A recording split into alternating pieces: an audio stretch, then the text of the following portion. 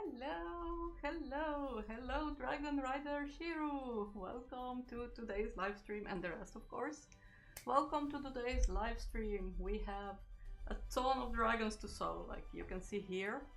It's like a lot of dragons. So these are all the things I have to do for the Friday shop update. I have a couple of big ones, which we're gonna do as well, because why not? You already seen some sneak peeks and stuff, so yeah, we're gonna start sewing. And here are the pretty babies. You can see a couple of them, but most importantly, I can show you, let's see, can I show it like this? Look at all the glitter. Like, it's very hard, like my lights are very bright, so it's very hard to pick up. I don't know if it will show here. Maybe not. But they're very like shiny, sparkly. They're made with like glitter thread. It's really hard to capture it. So you're gonna have to trust me on this one.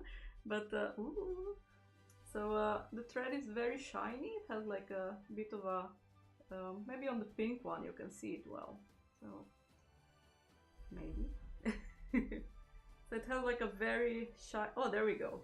So a bit of shade helps. So it has a very shiny glitter sparkly thingy. So let's see if this one works.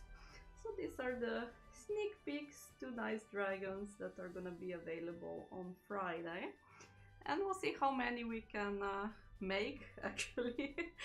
So I just want to complete the rainbow because I have like the orange and the pink, and then we need a yellow one and a blue one and all that. So I'm gonna go for a yellow one.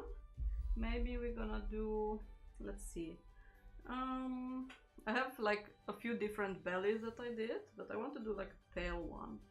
I'm gonna put these ones out of the way because it's a bit too many. So we're gonna just be picking them up. Thank you, I'm glad that you like it.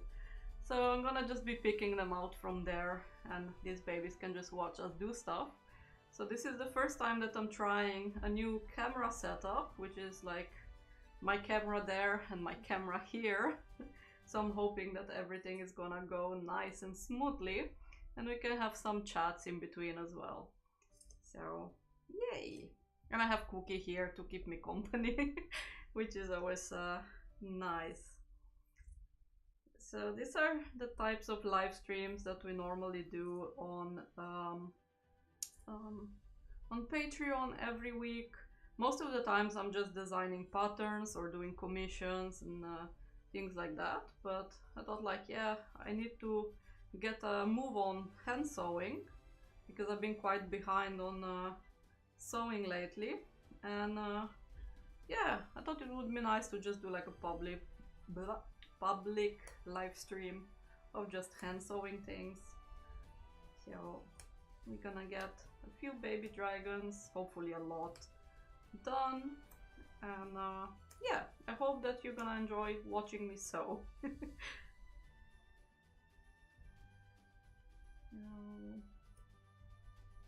Let's see, we're gonna make an incision here. So now I'm just gonna do the way I normally do it and get the hemostats. Hey, Three Bros, welcome, welcome, and hugs to you too, like hugs. We are gonna turn this one around so we can see the nice belly. I'm just gonna pull it out with the hemostats, and they always look so funny. Look, I always like pulling them out. This one kind of looks like a weird pineapple fruit. So, I always like how silly they look. Especially if you have some of them that are bigger, sometimes they look like a bunny. And it really puts me into that Easter mood of, oh, I want to make bunny plushies.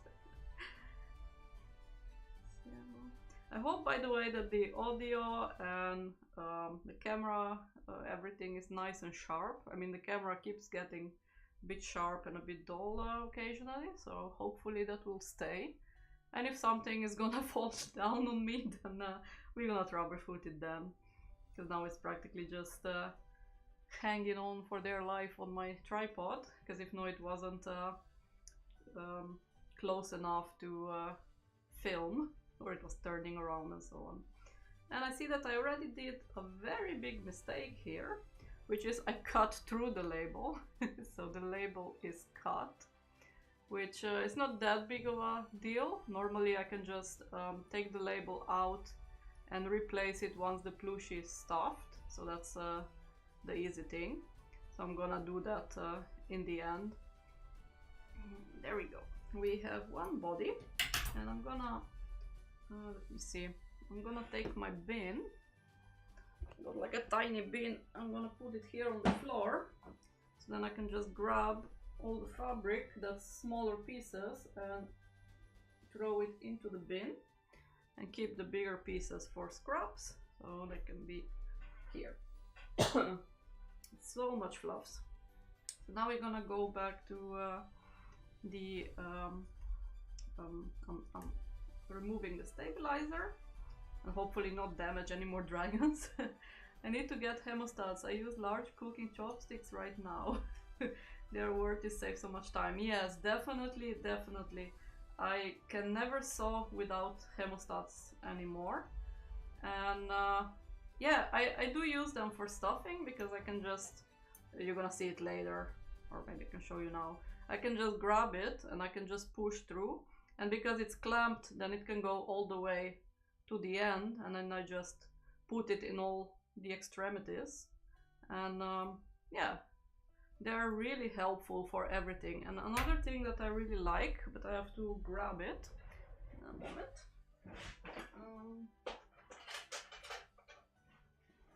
I have 3 different one of these, which are ribbon turners. They are amazing for snakes. So practically it's like a tube with a large chopstick. I actually have a homemade version as well, which is actually a straw and a chopstick that I can show you. So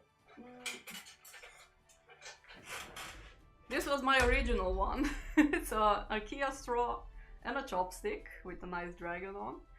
So I use this one to start turning things, and I can show you later how to use them when I have something else to turn. Maybe on the wings, then I can show you. And they're really like, it makes it so easy to just put it in, clamp the fabric, pull it out through the hole, and you don't have to like poke it and stuff. So if you've seen before when I did the body really quickly, I use it to turn stuff around, but also to just poke it through like with a chopstick to get all the stuff out. It's handy for when my machine eats fabric and refuses to let go.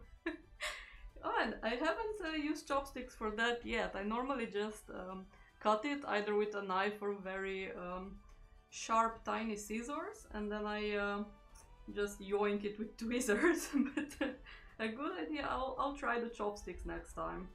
When my small machine doesn't really eat the fabric that much, but the large one does. Like yesterday, I was letting some of this dragon's embroidery, and they just yoinked everything under, and the machine just stops then, and I have to really clean it out and get all the fluffs and threads out. But it tends to destroy my fabric a lot, so that I'm not too happy with. Yeah, and the good thing with hemostats is you have a lot of different sizes. I cannot really show you. They're in the back, they're hanging here, here. They're like tiny and then a bit bigger. Then I have in the convention bag, I have even bigger ones. And these ones that I have here are very big. I think 17 inch, something like that. And I really hated them at start because they felt too big and too dancey in my fingers. But I actually ended up loving them, and it's my favorite size. So I'm really don't knock it until you try it. I think it took me about a week or 2 to get used to how big they are and how loose, but now I really cannot be without them. And I don't like working with the small ones either, so yeah. Hemostats, my machine decided to eat a bloopy today. Hemostat to the rescue, poor bloopy. No, my machine mostly eats dragons and sometimes a keychain or 2. Like last time before, it ate a Pikachu just when I was doing the convention rush. The entire sheet of Pikachus went down the machine. So yeah. So see, you can just like, here is a lot of thick embroidery. I'm gonna show it like this. here is a lot of thick embroidery. Ooh, I'm not used to where the camera is. So I don't want to damage it. Normally with the chopstick I would go poke in it and I would probably damage it. So here I just push the hemostats in like this. Let me show it like this, because if no, the zooming thingy will happen. So you put them in like this, and then I like to just push in that part of the horns, like the entire side. It's a little bit hard because you cannot really open them up quite nicely, but I like to push it in, so it's like put in and then I just pull. And because this one is so delicate, then I go from a few different sides to just let it loose. So I'm gonna do it from this side now because it might be easier. And then I just pull, pull, pull.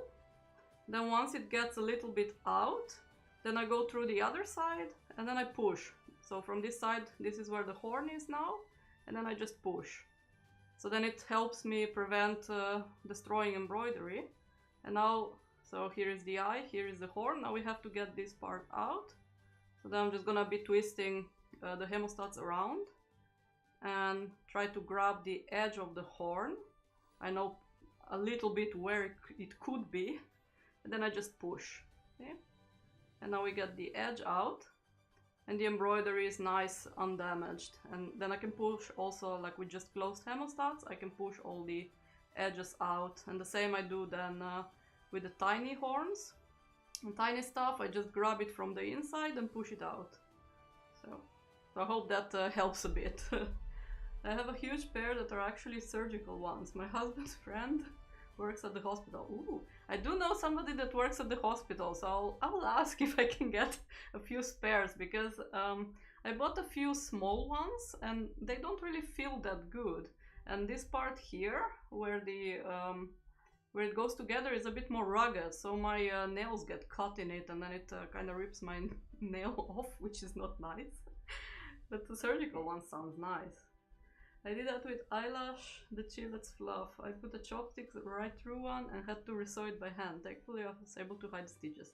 Yes, that it happens also with hemostats sometimes. It just depends, like if it's a very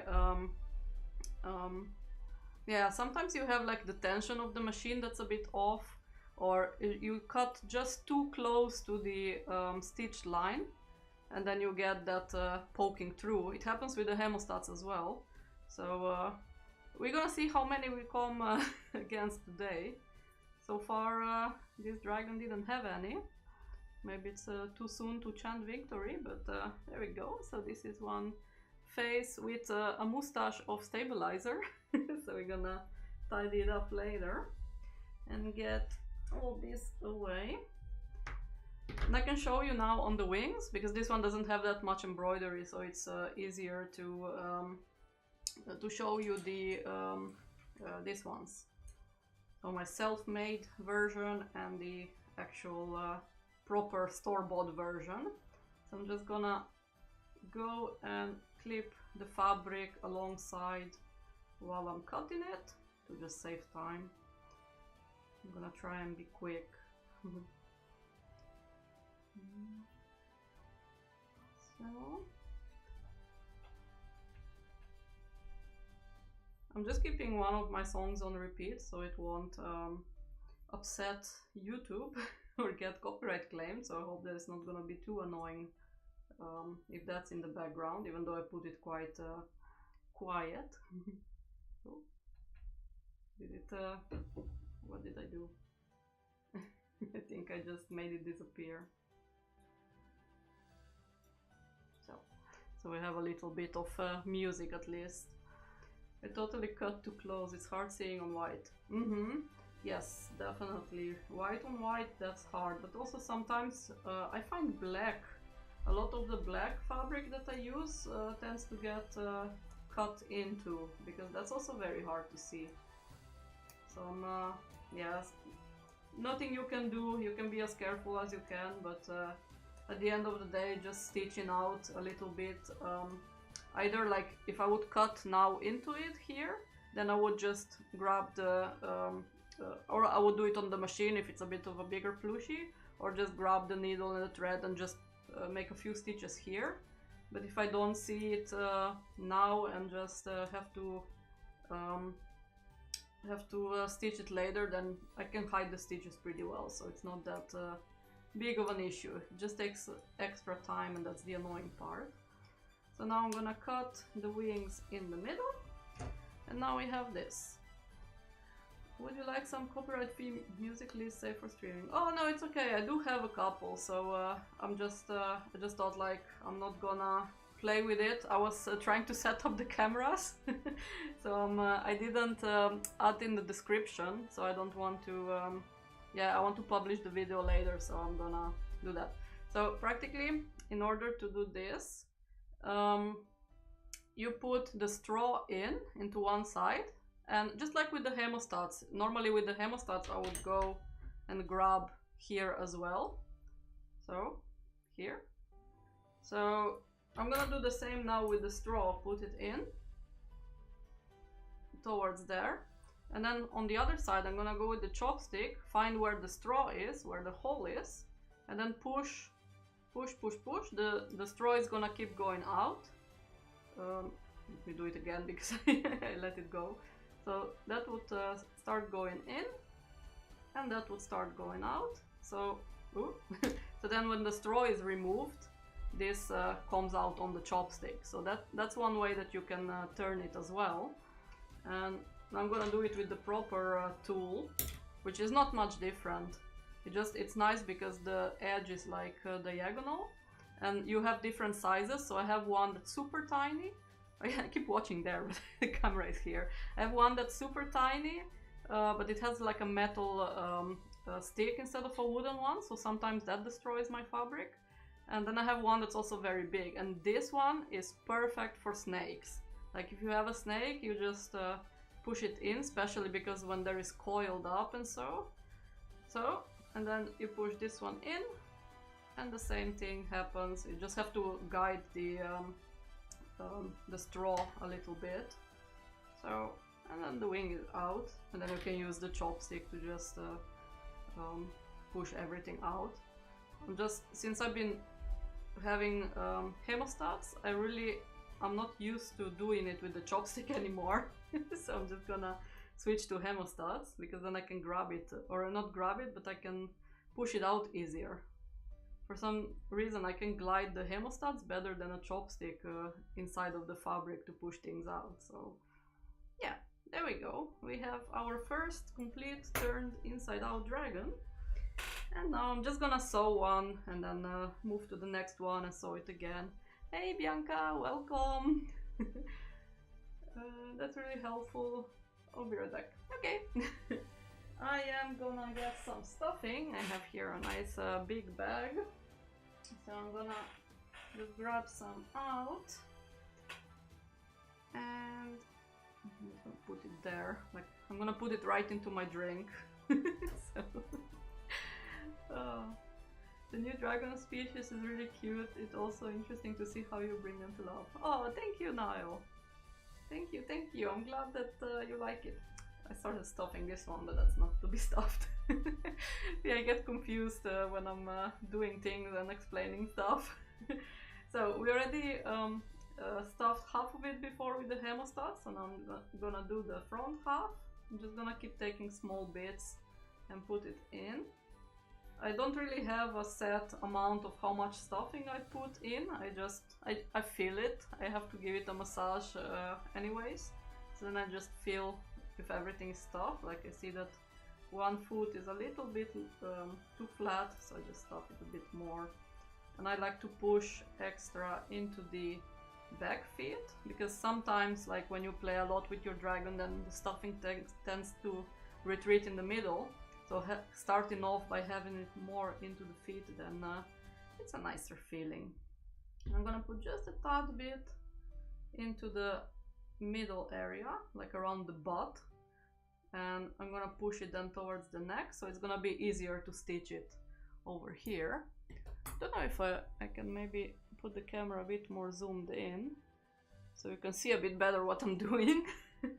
Maybe that would be an idea, so then I don't have to I see that works better. Then I don't have to put it out all the time.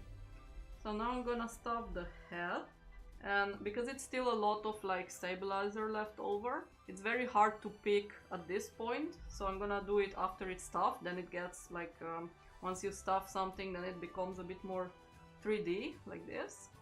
So it's easier when the stabilizer comes loose. So we're gonna do that on the next one. So I'm gonna stuff a little bit on the horns and a lot towards the bottom. And whatever is left over on this side, we're just gonna push into the other side and then put a bit extra. Which conventions are these for? These are not for conventions. I did have them with me on the previous convention, a couple of them. But they are for the shop update, which is coming this Friday. So I'm gonna... I didn't put the countdown yet because I didn't want to confuse the two. But I'm gonna put the countdown up on the website tonight, and then a countdown for the shop update. So Friday we're gonna have a couple of gem and mineral micro dragons. So these are the mineral ones, which have like the entire horns and so made of minerals. Oops, that's some fluffs. And these are the gem micro dragons. I'm gonna show this one because it's a bit nicely visible, which are the new species, and it's very hard to figure out what type of dragons they are because they are still a mystery. So we're gonna have to discover it together and see. But yeah, you can see now a bit better. Like if I do like this, you can see the sparkles. Look how shiny they are. This one is a bit hard to see, but maybe on this. Yeah, you can see a bit. I love your glitter nails, so thank you. They're actually, my nails are stickers, which I put up before because my nails really look horrible. So that like on camera I need to have them a bit pretty. But they're actually stickers, which I love because when I am sewing, then they don't fall off that easy. Do you have any tips for speeding up the process? The hooping and thread changes take so long for me. They do. The only thing that I have, I don't know if I can show it here. What I have here on my machine, where's my this? It's like a little holder that holds up to 10. Oh, I have to point that way. That holds up to 10 stitch or 10 spools. So that one helps me a lot by just that I can keep the thread there and just keep putting it up. And one thing that I like to do, which might be a little bit of a hot take, is if I have one thread that's done, and I do this a lot on my big machine. If there is one thread in the machine, then instead of taking it out, I actually just cut it at the spool. I make a new knot from the new spool. So let's say this gray one would be the new spool. And then I just pull everything with the knot through up to the needle. So then I have a lot of wasted thread from the first spool, but it makes the changing threads way easier by just making a knot and pulling through. And because the big machine, it's a 10 needle machine, and if I have to change every single spool like that by just taking it off and putting it back in and so, it takes me about, like the record is 17 minutes to just change 10 spools on my multi-needle machine. So I started to just doing that. And for the hoops, it really depends on what kind of a hoop you have. I noticed that on my machine, let me grab this one. Let me just get it off. What my machine has, or what my hoop has, and my previous hoops didn't have this, are these notches. I don't know if you can see. There are these little notches on both sides, which when I put the hoop in, it stops there. See, it doesn't push further. I can push, but it doesn't push further. And if I just keep it flat, put a new piece of stabilizer in. I'm just gonna cut a new piece to show you. I don't know if I'm cutting well. Oh, I cut it wrong. This will do. So if I just put it in, I hold it then with my with my hands. I search for the hoop, there, and then I just push it in. Just push it in flat. And I never open the things anymore, I just push it in. Because when you keep it flat and do that, then even if you don't have those little thingies, then it still, hear it? Then it still makes the perfect stretch. On the big hoop is a little bit more tricky because you really have to hold it nicely and it's a bit finicky, so I tend to just hold it with my pinky and try to rearrange it. But having these little notches here helps a lot on the big hoops. Because before, when my other hoops didn't have it, I really struggled with it. So that's the only thing that I can kinda say. I don't think there is any faster way of doing it. It's just a very time-consuming process, and I tend to pre-cut a lot of stabilizer and other things, so it's always ready, and I can save time that way instead of saving it by doing it that. I sometimes feel I want to multi-needle, but I feel they will be harder to use. It is not harder. It does take a bit of getting used to putting the thread, because the system is a bit weird on how you put the thread and everything on. The thing that I noticed after I bought it is that you have to keep in mind those machines are created to always be running, which means that every 3, maybe 5 years you're gonna have to really repair it. Not because it gets broken, but some belts and some belts around the motor tend to run down or run very thin. Then it can snap. You can have a motor error thingy, and also the gears that are inside, they tend to grind, and you would get a lot of issues because the machine would be unusable, and then you really have to repair it, and to repair that costs about €1,000 plus if you're lucky. If not, it costs even more. So that's one thing like that doesn't sound so fun. And one thing is also, it will be a lot more costs, just because of the reason that now if you have like a one needle machine, you can get away with getting the small spools or very cheap ones and so on. But once you have the big machine, you're not gonna want to change the thread a lot, so then you're gonna have to start buying the big spools, and preferably in bulk. So that's a really big expense, but saving time on getting the machine stuff changed, yeah. And most of the machines are also, I don't know if you use like a pre-wound bobbin or not, but my big machine only takes pre-wound bobbins, because it has such a yeah, it's how do you call it, like it has a underloading. It doesn't have a top loading for the bobbin thread, so I don't know what I did. Then it tends to not take a lot of different sizes, so I cannot wind them anywhere on any machine, if that makes sense. So I have to keep buying the pre-wound one, and it goes through them so quickly. I think I use about 3 to 4 a day.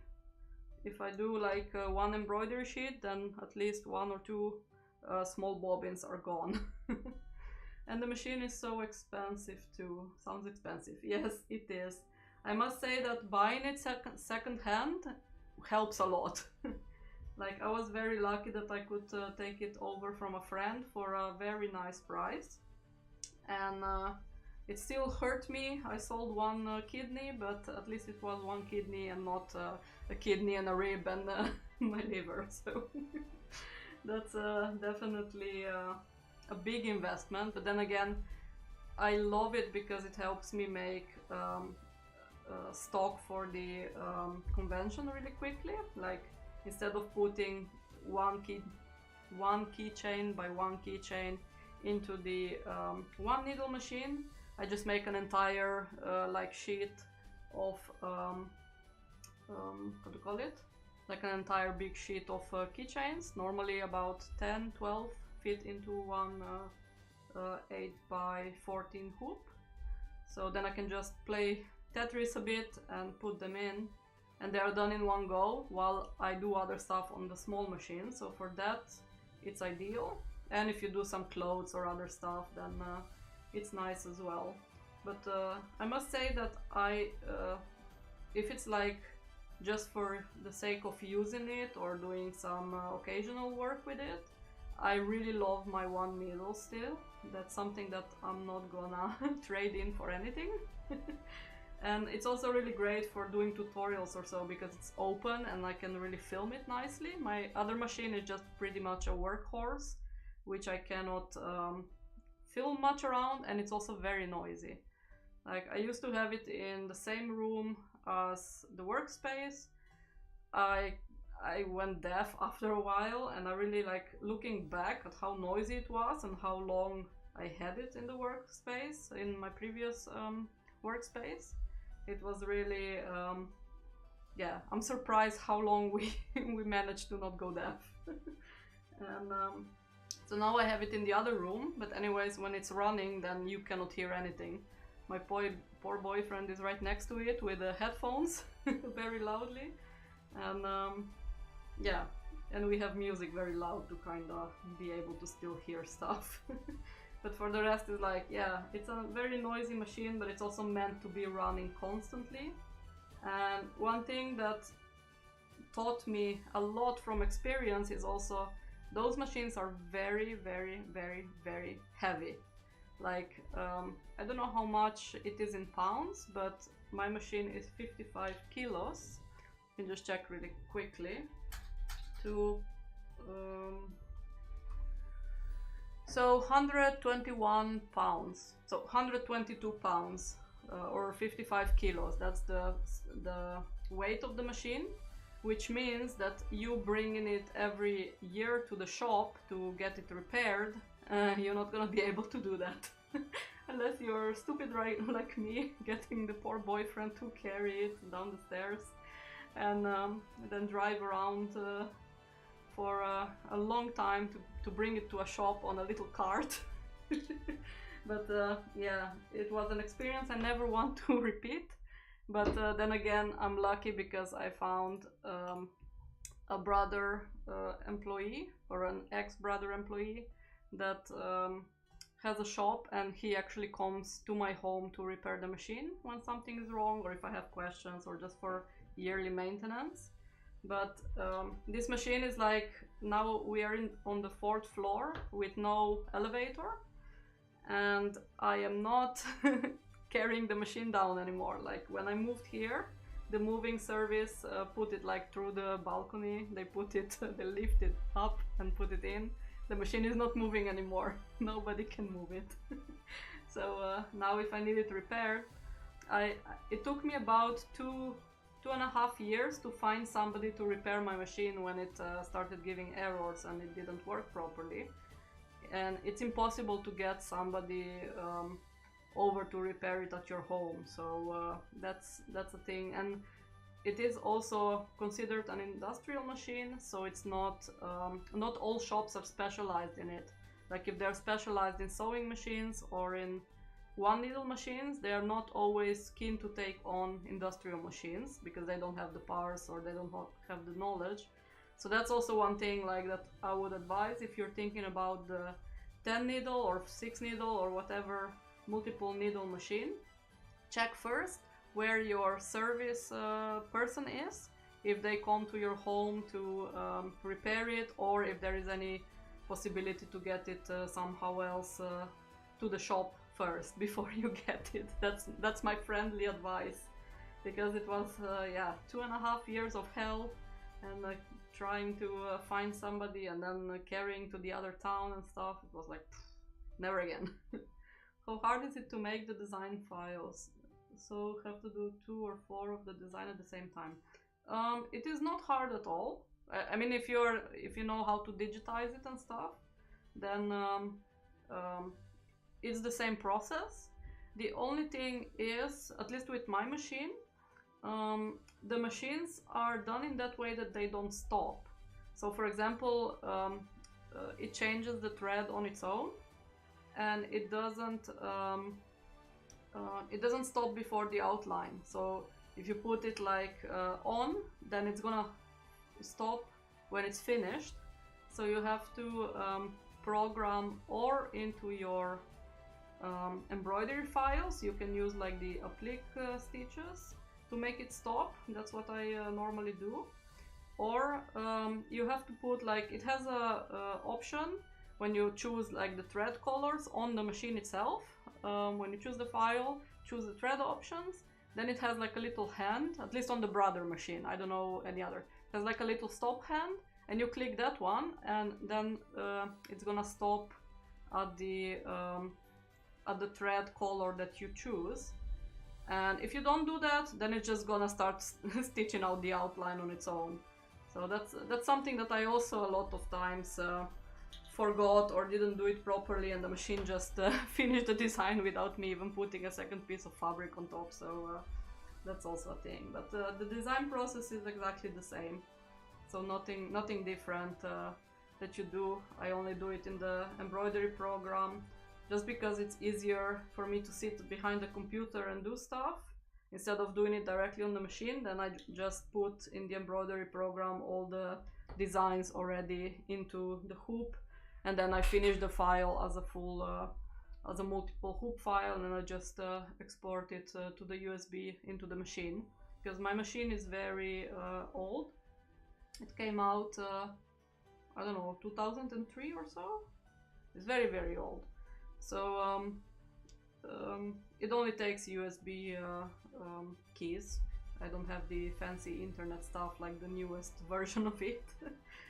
So yeah, it's the same.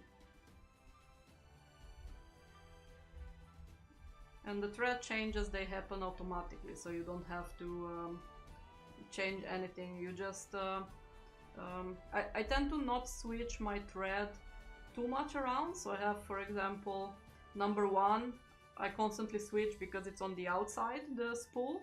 Number 2 is always black. Number 3 I keep it as a gray spool.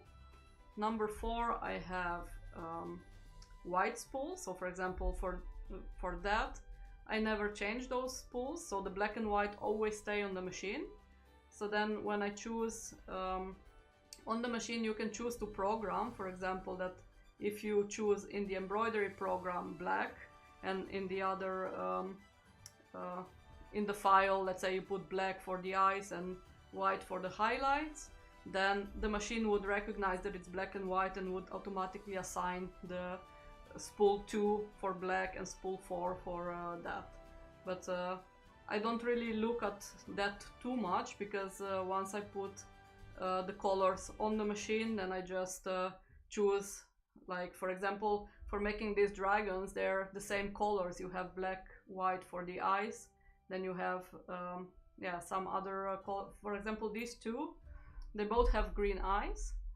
So then I would just choose like black, white spool, green would be another one, and then all these colors would be, but the basic file is the same. So I would just choose, for example, the pink on the machine, and then I would switch when that is done and put a new dragon. I would use the same file, the same colors, but I would switch purple instead of pink, you know? So it's not like that you have to do for each color or so different file. That's not necessary, because you can adjust that on the machine itself. Cover. I'll stick to a single needle, I think. Well, if it's not really necessary, or if you're not doing really like heavy conventions or so, then it might not be needed. Like if your business really picks up and you're doing like you have to do about 5 to 10 orders a day, then it's definitely helpful, because then you can do stuff on multiple machines. But other than that, there is a lot of days that I don't have much stock to do, or I just want to do something quick, and I just use my 1 needle, and my 10 needle is only on mostly around conventions where I have to do a lot of stock or a lot of embroidery. Then it just keeps running all day, like from early in the morning up to late in the evening, just like when I go to sleep, then I turn it off or so. But it's just running constantly. And normally if I have like a live stream every Wednesday for Patreon, then that's the only time that the machines are off, because they're just too noisy. You cannot do anything if the noise is there. But if not, my machines are running constantly. I just have to keep embroidering all the time.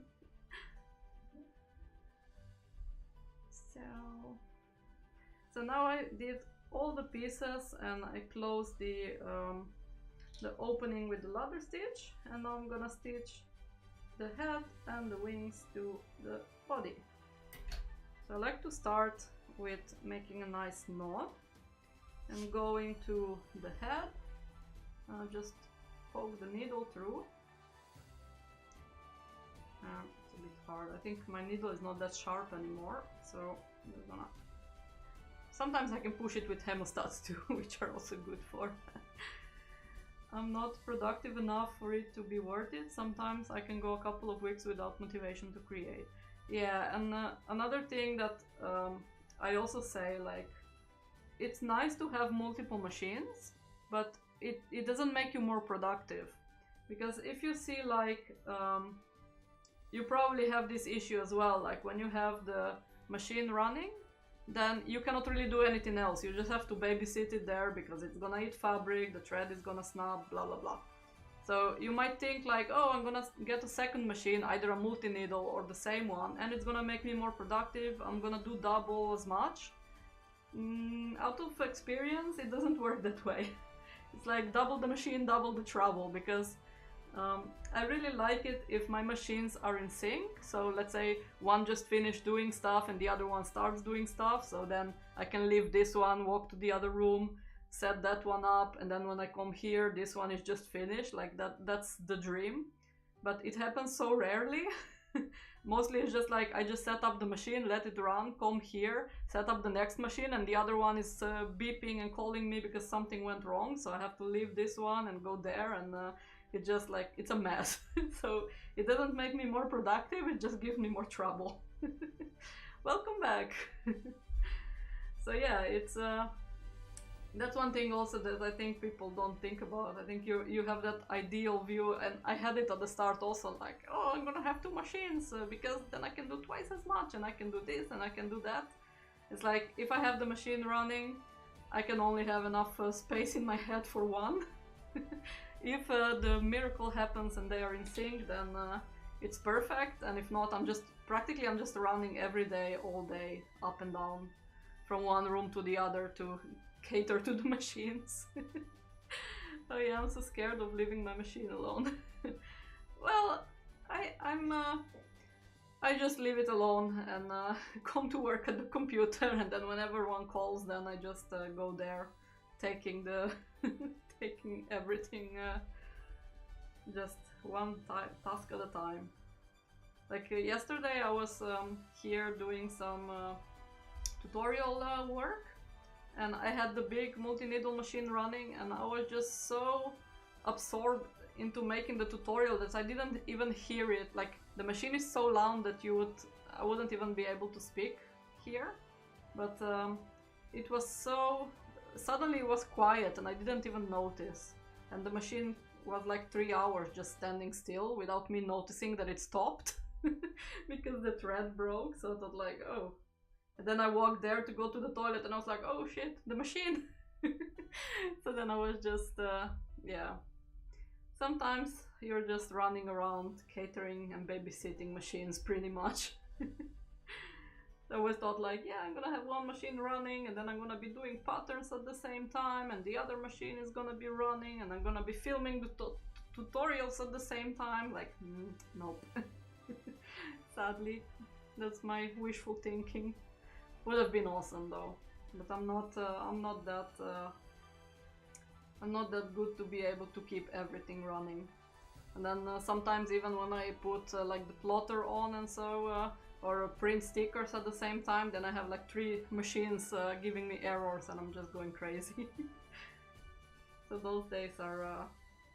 normally those days happen around convention time. It's just something like the printer always has that thing that it senses fear and senses stress. So when you're in a rush and need something, then the printer jams, the machine jam, like everything just... My partner has asked how they can help for markets and conventions, and I think I'll teach them how to babysit the machine. Yes, that's like the most important task ever. If you have somebody to babysit the machine, you're golden. Yeah, that's a full-time job, really. It's a full-time job, definitely. Like, I would gladly go and just work as a machine babysitter if it's for somebody else. Like, if it's for my own machines, I sometimes get so tired of it. But if it's for somebody else and I just have to press the buttons and troubleshoot it, then I would be able to do it without issues. Yeah, it's always so sad. Like, I kind of tamed my machine because this glitter thread that's here, you can see it now, it's very nice and glittery. So this glitter thread is kind of like the metallic thread, and it also snaps very easily, it's untwisting very easily, and it gives all sorts of trouble, and you also have to slow the machine down. But I managed to tame it enough that the thread snaps, and slowing the machine down is not really needed that much. And but still, it's just so much trouble. Like, every time you put metallic thread or so, it just... You're spending the entire day next to the machine. You cannot do anything else if you have that thread in. And it's so sad, like, if you have some very special and nice fabric and maybe just a small piece and everything goes wrong, it's like, oh, so much time and money and everything wasted. It's horrible. So this little baby dragon just needs another few stitches around. So I always like to go like 3-4 times, up to 5 times around, because I'm paranoid like that. Got a little fly on me. So I'm just gonna do another few stitches around and then knot it up, and then the first baby dragon is done. And it's almost been 1 hour since I started streaming, so 1 hour per dragon. I have yet to run my machine higher than the lowest setting. Oh, there is not really that much issues that can happen with the higher setting. I always keep all my machines on the highest setting, unless I really have like a metallic thread, then I tend to lower it a little bit down, but only if the thread starts snapping. Like, if everything goes fine, I just let it be. So the only thing that I move a lot on the one needle machine is the foot. Just putting the foot up, putting the foot down when I'm embroidering. On the big machine it does it automatically because the foot moves with the needle, which is ideal. And I wish that this one would also have that, but yeah. But the speed, I always let it be. Mine's always on high unless it's super dense, metallic, or glow in the... Oh yeah, the glow in the dark thread, that's also like one that tends to protest a lot. So yeah, for that I also slow it down sometimes. But then again, only if it starts complaining. If not, I just let it be. Normally I don't want to jinx it, so I just let it go until it calls. And goes like, error, error. There we go. So the last thing to do is to brush the seams. So I'm gonna just brushy, brushy, brushy, brushy, brushy the little dragon. So it's always so nice and fluffy when you just brush them out. So I'm gonna brushy, brushy, brushy, brushy. You can see that I use this thingy a lot. So it just started peeling off. I have a different one. I have this brush as well, which is very nice. Only problem is that it started losing things, like the thing is started breaking. See? It just starts losing I don't know, the brushes? We call them brushes, I think. So it feels really nice in the hand though, so I love using it. But probably, because this one is about 7-8 years old, the plastic just started giving up, and Now it's breaking off bristles, that's the one. So I'm gonna go just a little bit around here somewhere. Oh, here. I noticed that there was like a loose thread, just making like a loop. So I'm gonna get that off. Here's a little bit of a thread that looks a bit off. The rest is all nice. Here is like a little edge of the thread that looks a bit too fluffy. And we have one baby dragon to complete the rainbow. I just removed the sticky tape from the sticky roller, so now it's sticking way too much. So that's it. We have this one, then we have a green one, then we have a purple one. I think we need a blue one. So just to complete the rainbow, because then I can take some nice photos. And I have... So I think we need a regular, this one, there. I'm gonna do that one. And then I'm gonna do a couple of big ones. I didn't really put an end time on the stream because I know that a lot of people tend to join very late. So I'm just gonna be streaming until I fall asleep, I guess, until I feel too tired. I'm always having problems with the thread winding around the stick at the top. I broke 6 needles on eyelash. Oh, have you tried a thread net? Yep, but it wouldn't be surprised if I was doing it wrong. The thing is, like, sometimes it also depends on what kind of spools you have. This is something that I noticed on mine because I was stupid. Let me just grab a few. Like, if you have spools like this and like this, like this spool is kinda at the edge, so if you have something here that's getting caught, it's gonna snap the needle. And the same I used to do here. Oh, I did it here because I hated that I didn't have any place to wind the thread. So I kinda cut into the plastic, which is, where did I see it? Oh, here. So I cut into the plastic over here, so I made a little notch in to clamp the thread. I don't know if you can see it. But what happened is, this plastic piece, the thread got cut or caught into while moving around. So it started ripping my needles in half, and really ripping everything off. So make sure that if you have like any type of spool, just feel it with your fingers and check if there is anything that it can catch on. So that's something that I broke a lot of needles on. So nope, it's a cone type embroidery floss and nothing to catch on. Okay, then it could be that it could be also that the thread is like a bit older one, then it also tends to be more breakable than the newer one. Notice with the thread that I had like for 6+ years, especially the colors that I don't use often, they tend to break a lot easier. They just snap easier, or it could be just a tension issue, or it could be a needle issue. It's like a lot of things that could be. So it's really hard to troubleshoot a lot of things. And sometimes it's just bad luck.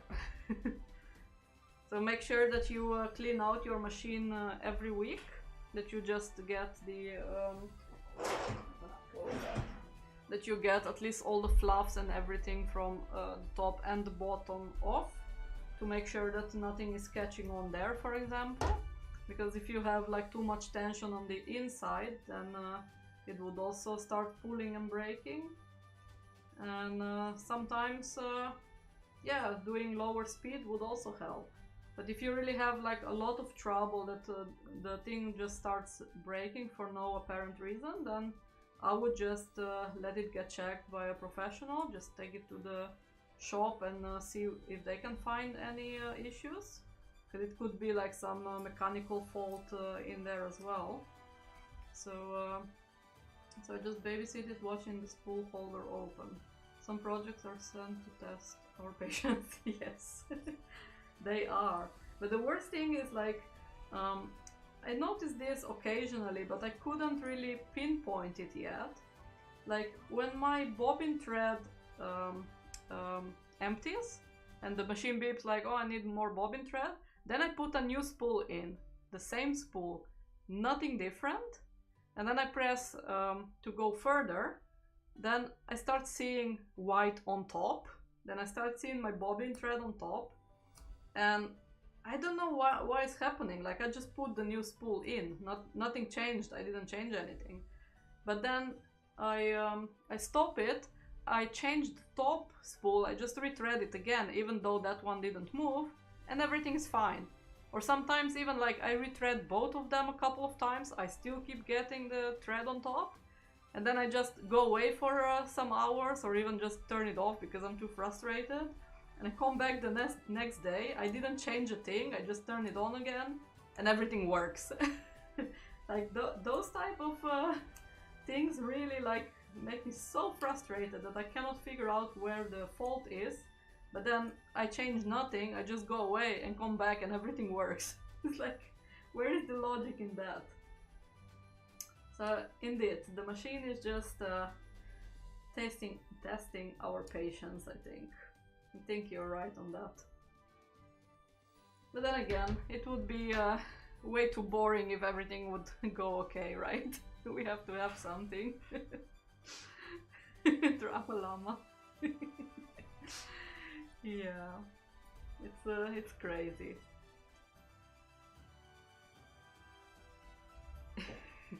Why did my message get retracted? Wait. What happened to your comment? For some reason it got deleted and it doesn't allow me to... For some reason your last message got deleted or got redacted. I'm not sure how to fix that actually. Moderation, time stuff. What happened? It just tells me that I can report you or hide you in the channel, but I just seen something about the llama. Oh, too many spelling errors. I thought that my moderating thing did something or so that I forgot and put it like grammar police. It's magic. Yeah, it's magic. Oh, okay. Yeah, just retype it because I thought like, oh, it's in the comment and I wanted to read it fully and then it just disappeared and I saw like on the other screen I seen like the message retracted, so I thought like, oh my god, it's something breaking again. Yeah, luckily I can speak typos, so I do a lot of typos myself, so I sometimes see just past them. So it's okay. There we go, this is a nice blue sparkly baby with a nice belly like this, and the head is gonna be a gem dragon. So I'm gonna just clip this one. I can't believe it, already like 1 hour passed and I only made one dragon. So I really need to speed up. Normally it takes me a bit, like at least half an hour, 40 minutes per dragon, something like that. Even though now that I have to talk and focus on other stuff, then I'm a bit slower in general, but yeah, I think we're gonna finish with this one and complete the rainbow, and then I want to make the big ones, because it's gonna be a bit faster to make, especially because it's not that finicky. And for me it's really hard, like I have to keep my eyes here, and I have to keep my hands here, so you're able to watch with me. But normally when I'm sewing, I'm really like this. So I'm really like looking where all those edges are, so to make sure that I don't cut into it. But now because I'm like this, my eyes are on long distance a bit bad. So I'm struggling a bit with seeing properly. So I'm hopefully not gonna knip any thread. That's like a general thing whenever I do tutorials and other stuff. Then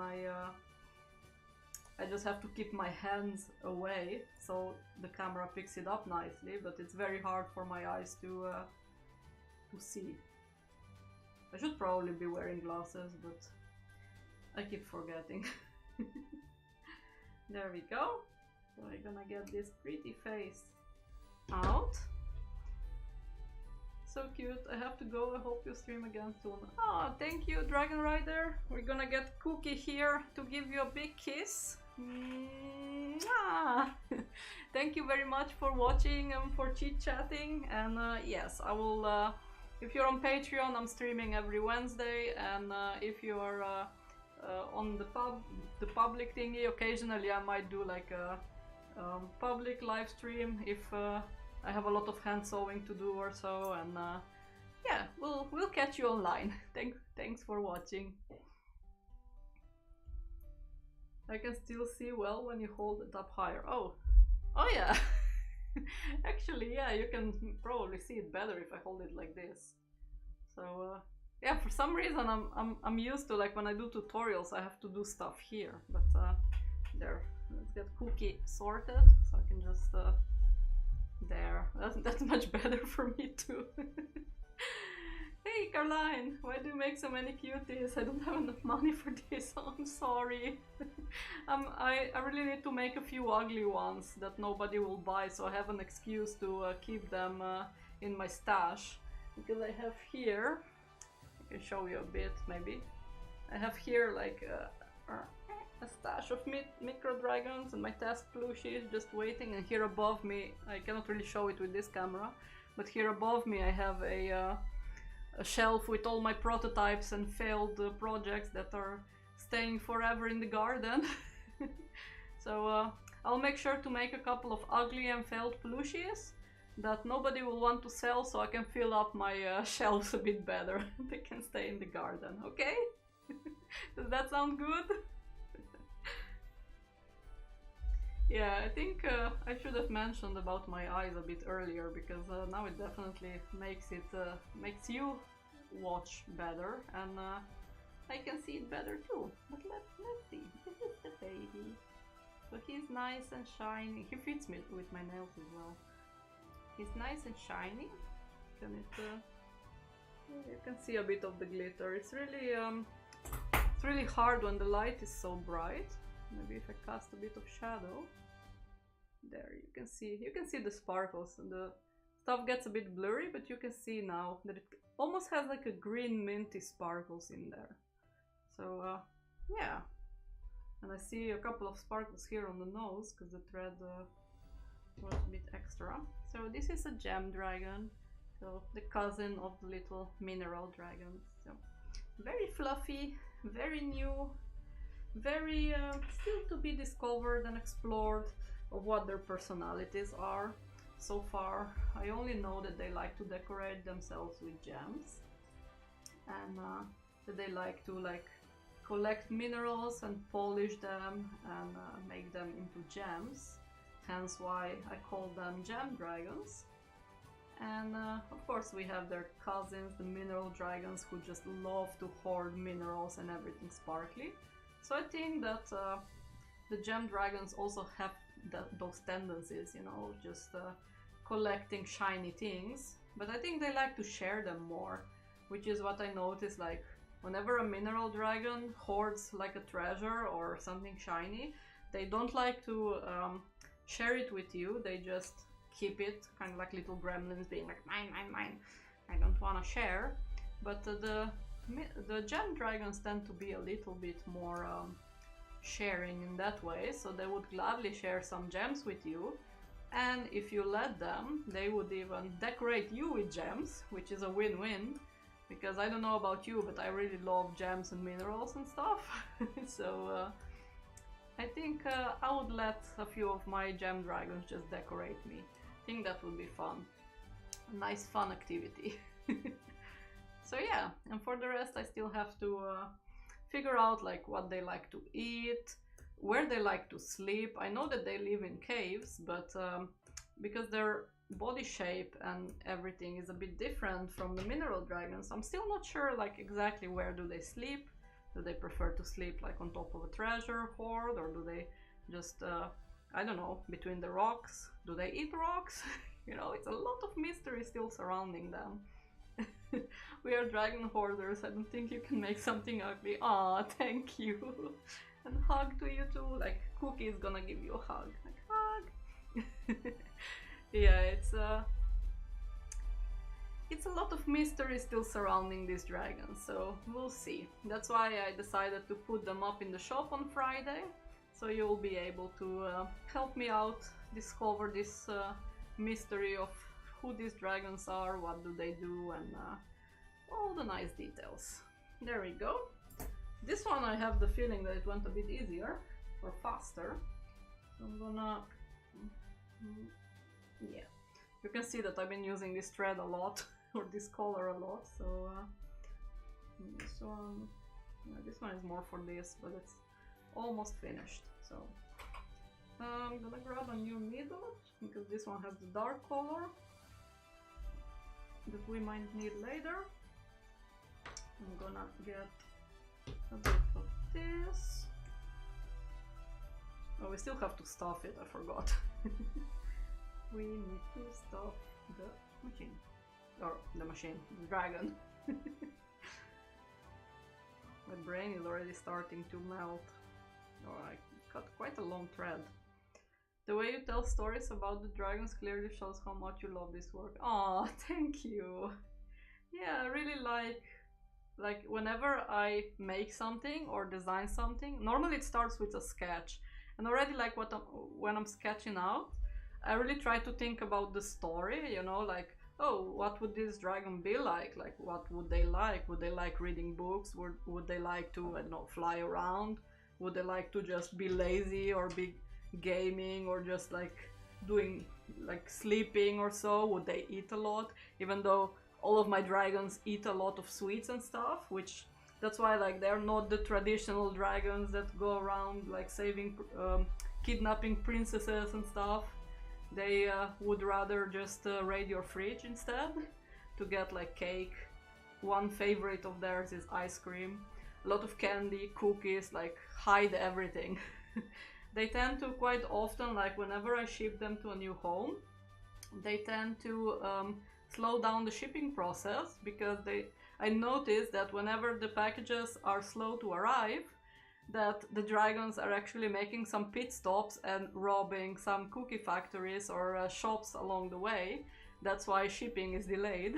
So, but anyways, yeah, I love to think about the stories of the dragons or even other creatures that I do. Like, what is their story? Like, what do they like? What do they don't like? What colors would I pick? Like, why would I pick those colors? Or how would that fit into the lore, let's say? So, I like to just keep busy with that.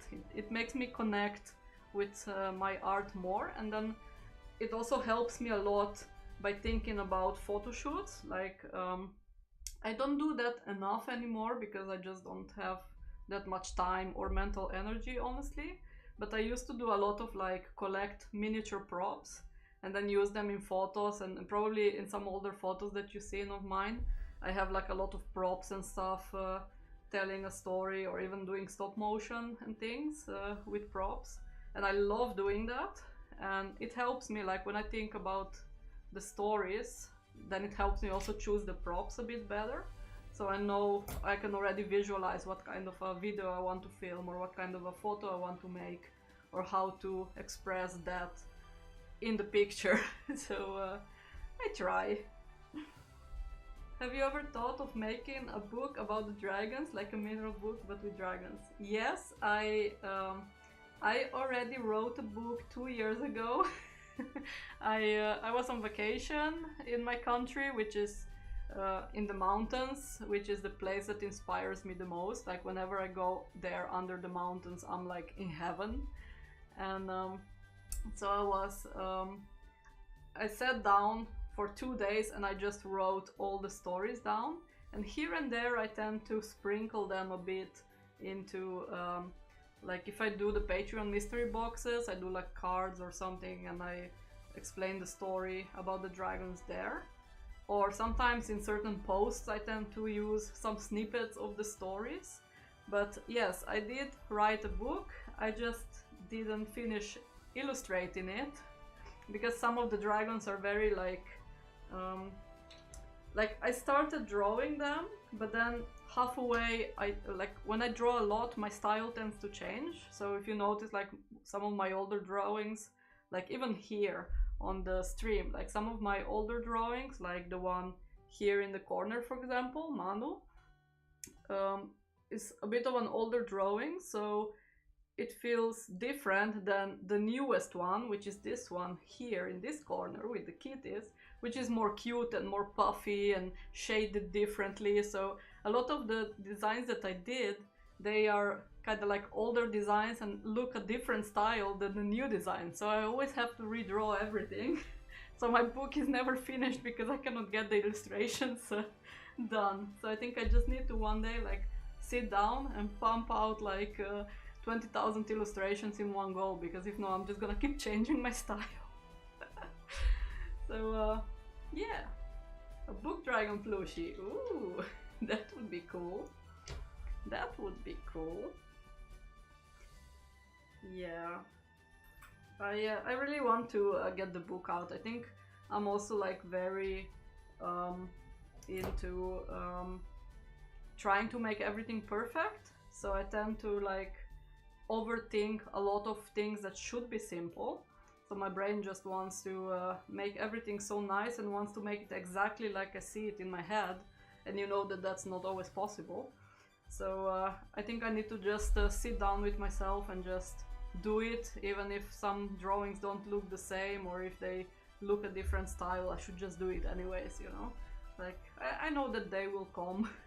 Because I also really want, like, before I publish a book or so, I want to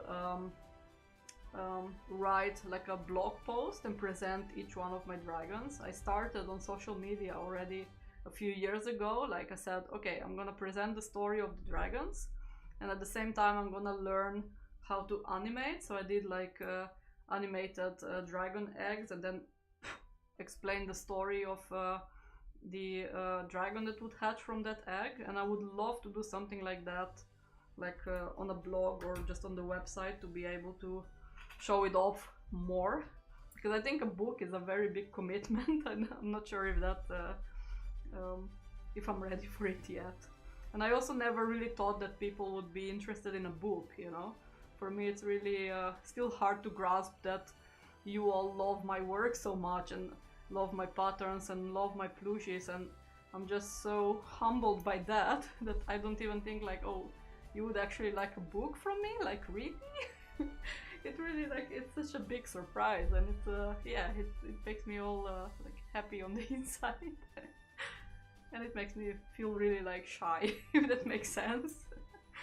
So yeah, I feel myself blushing a bit. So I'm really happy that you love my work and love the dragons so much, and all the patterns and all the other creatures as well. So it's it really means a lot. So we have a more squishy baby. So now I'm gonna I'm gonna sew all the thingies. Oh, I just noticed that it's just 8 o'clock here. I'm always so used that I stream later in the evening, so normally this would be the time that I start streaming on Wednesdays, but now I started an hour earlier because I wanted to probably sew long hours. So now it really feels like, oh, it's only 8 o'clock. Like I still have so long to go. Already thought like, oh, it's already 9 o'clock and now I have to stop in a bit. So I'm like, nope, I can just keep going, which is awesome.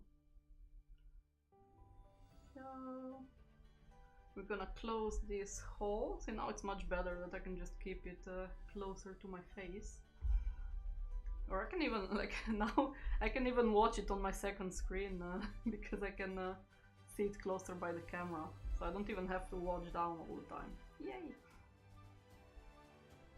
Yeah, I'm happy that I figured out how to do the double camera stream. I've been wanting to do this for a long time, but I never had like a second camera that I could try. So now my action cam actually works as a webcam as well. And I can even live stream with it. I just didn't figure out how yet. So it would be fun to just go outside someday and try live streaming or so. And one thing that I also didn't do for a long time is just go with the dragons outside and do like an outside photo shoot or outside stop motion video. It's always very hard to shoot things outside, especially if it's like sunny. But I miss going out and just searching for like nice flowers and nice locations to be able to take some cool pictures in nature. So definitely now that spring is coming and I feel like all motivated and happy to start creating more things again, that I'm hoping for more adventures outside. This one just jumped. I feel that I have daylight savings this month. I hate it. Oh, yeah, that's true. You already had it, right? I think.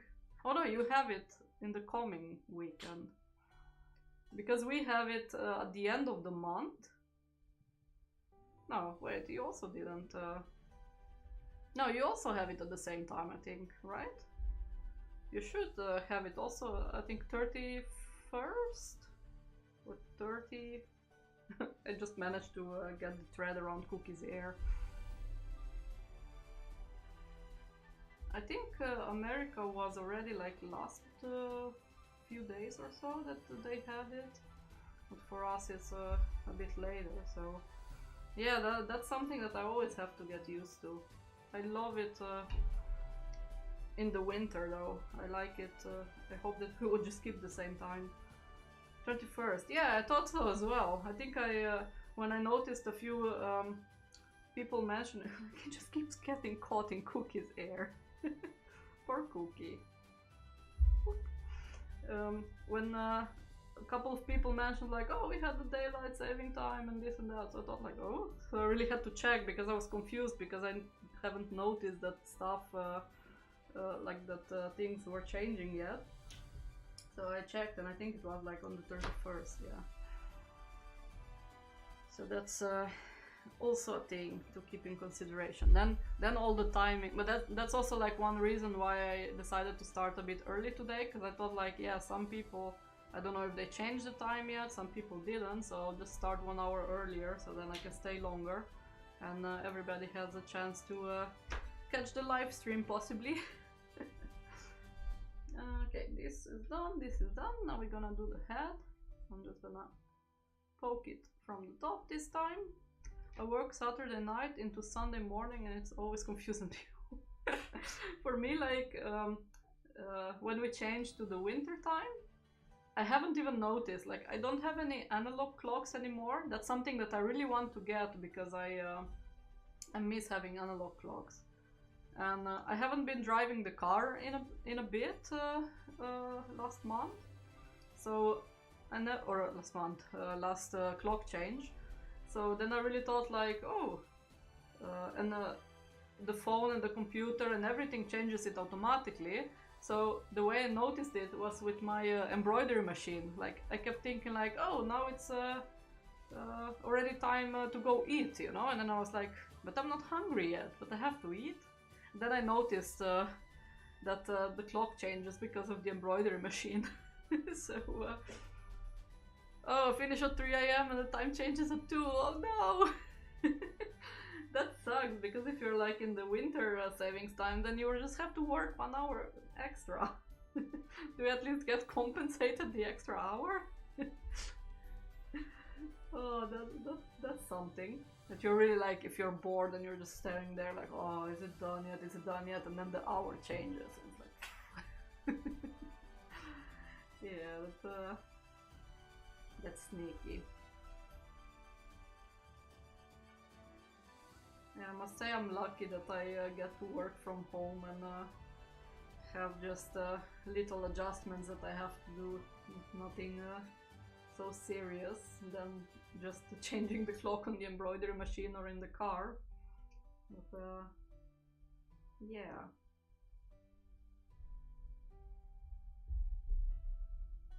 There we go. So we got the head stitched out.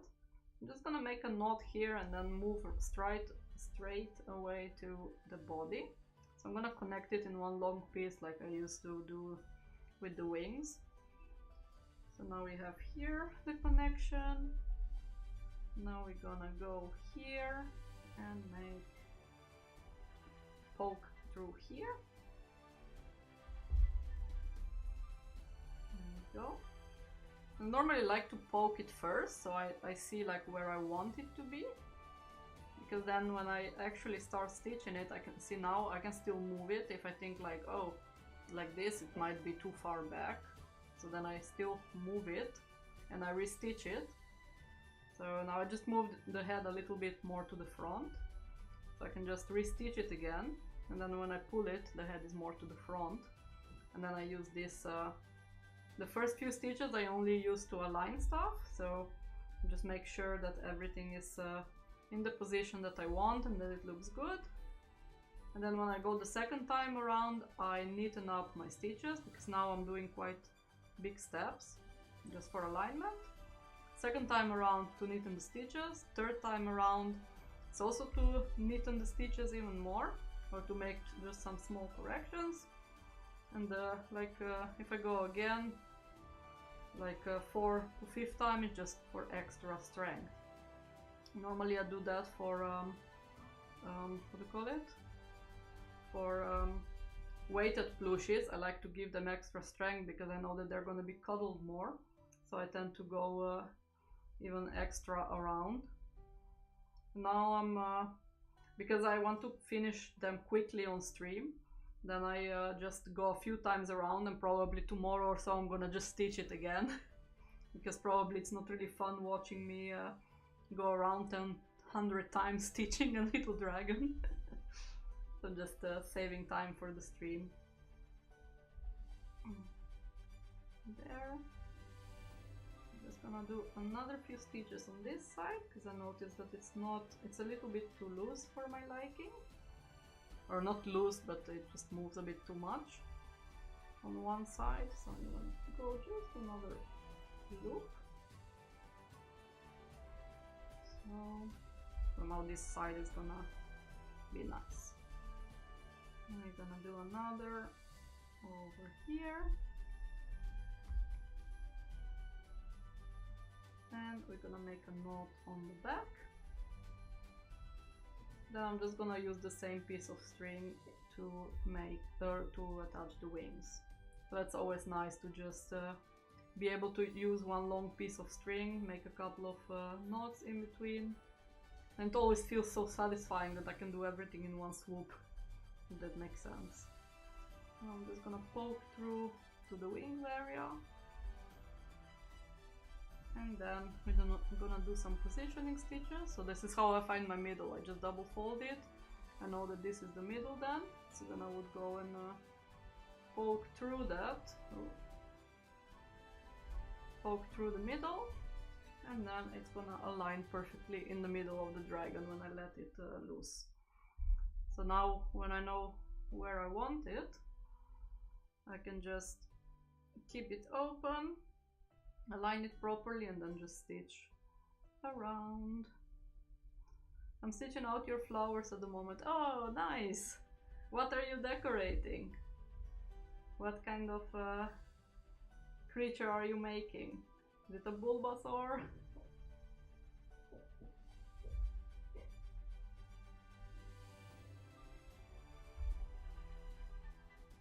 I really want to make, I enjoyed live streaming last week, just the flower designs. And we made so many nice flowers together that I got so excited about them. And I want to really sit down and make all of them into patterns because they're so pretty. And so far we did 3. I think we still have like I keep forgetting the name. The yellow flower that you suggest. I think you suggested it. The daffodil. So we have the daffodil, we had, no, forgot, we had the tulip, and we had, there was another one. See, I already forgot. When I'm not keeping busy with the patterns, then they just escape my mind. There's still so many patterns that I have to prepare for release and prepare for testers and stuff, and I'm just so behind on that. Oh.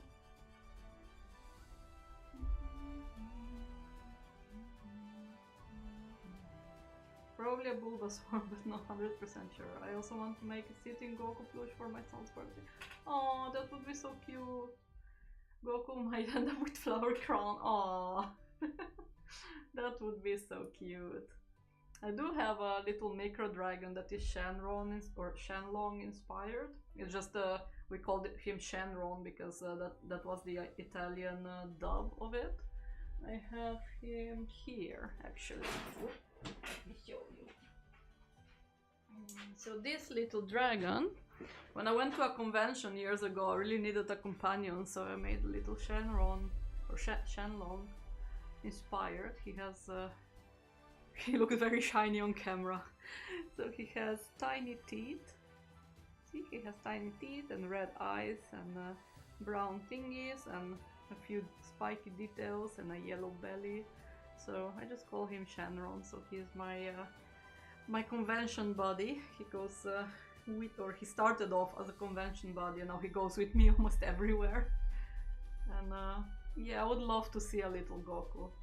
That's awesome. I'm so surprised how much love it is for Dragon Ball, and all the Toriyama mangas and anime. It's like, oh, yeah, I love it. I love it. I love it that you love it. It's really like Dragon Ball was the thing that really, yeah, impacted my life a lot, and the way that I do stuff still now. Like, for example, I know that all the characters in or most of the characters in Dragon Ball are carry names of certain dishes and certain food. So I tend to do the same with my creatures. So I have a lot of like cookie and more cookies and noodle and like a lot of creatures that I tend to name after food items or certain dishes. So I really kept that tradition because of Dragon Ball for such a long time. And I was completely obsessed. Like my room, even when I came to the Netherlands, like I brought all my action figurines, all my manga collection, I even had an alarm clock of Goku. That's how obsessed I was. I always woke up to go to school with an alarm clock from Goku singing. So yeah, Dragon Ball was really a big obsession. And Slump and Arale as well. And Dragon Quest and Blue Dragon, like a lot of thingies. Yeah, I have Cookie and I have Wafer. Oh, I forgot the camera is up there. Look at his waffle belly. He is very mischievous, so he doesn't go around with me anymore that much because he tends to really eat all the cookies. So yeah, he's always up to no good. Like whenever there is cookies or other stuff, he's always the one that manages to pull all the dragons into some mischievous mood, and they or they steal the ice cream or they eat all the chocolate. Like that's why he's also so dirty with all the chocolate patches. I think we need to put him in the washing machine to get all this chocolate off, but he is protesting. So I don't think he wants to go into the washing machine. Dragon Ball is a getaway anime. Oh, I had a few getaway animes before Dragon Ball actually. I was already obsessed back then, but Dragon Ball was really like... my school was about 20 minutes away and I had to go there on foot every day. But the problem was that when we finished the last class, there was only like 5 minutes or 10 minutes. So it was 20-minute walk, like normal kid walking, and I only had 10 minutes since the class finished to run across town to the other town to my grandma to eat lunch and watch Dragon Ball. Like I was running. Me and another friend, like we were running. We had to not miss any episodes. So I still remember those runs from school. Like people were just thinking, like watching around, thinking like we're crazy, but we just had to watch Dragon Ball. I've been watching a really cute anime called All Saints 3. Definitely worth a look. Let me see. It doesn't ring a bell. Oh, the artwork is so cute. I love it. Oh, I'm gonna take a look. I love little horns. I really like, I'm more into the old school anime because that's something that I grew up with. So a lot of like anime that I watched and really love are like from the 80s, 90s and so. And a lot of them people don't even know or recognize, but they were influential manga that even inspired Dragon Ball and other stuff. So I'm very like old school. All the newer ones, I never can really get completely into it, if that makes sense. So sometimes I watch it, but it's just like, okay, next, you know. I don't have that deep connection as I used to have when I was a bit younger, when I was completely obsessed about stuff. I was running across the streets for Avatar last time. Oh, no, Avatar. I was too poor, so I haven't. We didn't have the right channels and so at home. So we only caught a few Italian channels and some Slovenian ones. Slovenia never had any good cartoons and so, mostly like Polish or Czech cartoons, those were popular, and some Slovenian ones, but Italian channels had anime, and that was like my thing. But back in the days, like if you watched anime and stuff, I was always like bullied at school or other stuff because I was watching or I had interests into something like that, little cartoons and so. So I only had a handful of friends that shared my obsession, but for the rest, yeah. Look at this little rainbow. Let's just put them nicely together. So these are all the colors. I do have a couple extra dragons still in the making because I switched around the colors of the what do you call it? The colors of the fabric, the colors of the bellies and so on. So I have quite a lot of extra dragons. Like I have pink ones, for example, but they're that hot pink color with bellies that are actually like magenta pink instead of this one. So you can see a little bit of the difference. So it's a bit of a darker pink in between and stuff like that. So I have a couple of different ones. Oh, it's green? No, we do have green. Yeah, we do have green. I thought we missed it. So I think those are all the colors, right? We have orange, blue, purple. The only one that I'm missing that I didn't stitch out yet is the black and white version, because I also have the black and white thread, which is very nice, but I haven't used it yet. So I just went all out after my last convention and just invested into sparkly thread because I needed to have mineral dragons. But as I said before, I also have big dragons, the mineral and the gem version. Sorry, I just need to drink something. And so I'm gonna do, I think I like this one. Yeah, I'm gonna do this one because it has nice pastel colors and it has a purple belly, so you can never go wrong with purple. So I used my two favorite colors, which are like the minty and the purple, and I added some pink because it looked very nice. So we're gonna stitch this one out like a bigger dragon. I'm just gonna get the stabilizer off. Lots of the new takes too long to release a new season. Jujutsu, Chainsaw Man, One Punch Man. Can't always keep up, at least the old stuff I can binge watch when every time. That's so true. That's so true. I know that like the last one that I really completely finished was Attack on Titan. That was like one that I managed to finish, but I remember like when I was waiting for the next season, I was so annoyed by it. I think we got spoiled a bit too much with binge watching. But one thing is also like whenever I want to watch an anime, because I grew up watching them in Italian, then I always like to put an Italian dub on, and that's not always available for all the new ones, so I really have to wait months and months till an Italian dub is available, because I just enjoy watching in Italian way more. So I'm always so late to the party with everything, and sometimes, like, if I'm completely lazy, then I search for the English dub. But I started rewatching some of the old anime that I used to watch in English dub, and it just, my brain cannot compute, it's just not the same. So I get annoyed halfway through, and then I don't finish it and I move to the next one. So it's also that. I really like my Italian dub. I know that dubs are not really that favorable and stuff to Japanese, but for me it's also like, I like to watch things when I'm working. So, like, for example, like now, instead of having a stream, I could have been on the couch just watching some shows. But if it's in Japanese, then I have to keep watching and reading the subtitles. And that's, for me, sometimes just annoying when I'm doing other stuff in between. Or even when I have, like, instead of music, sometimes I would just put a series that is not really, that I'm not completely into, for example, but just want to watch as background noise or just to glance out occasionally, but I like to listen to it and keep up with the story.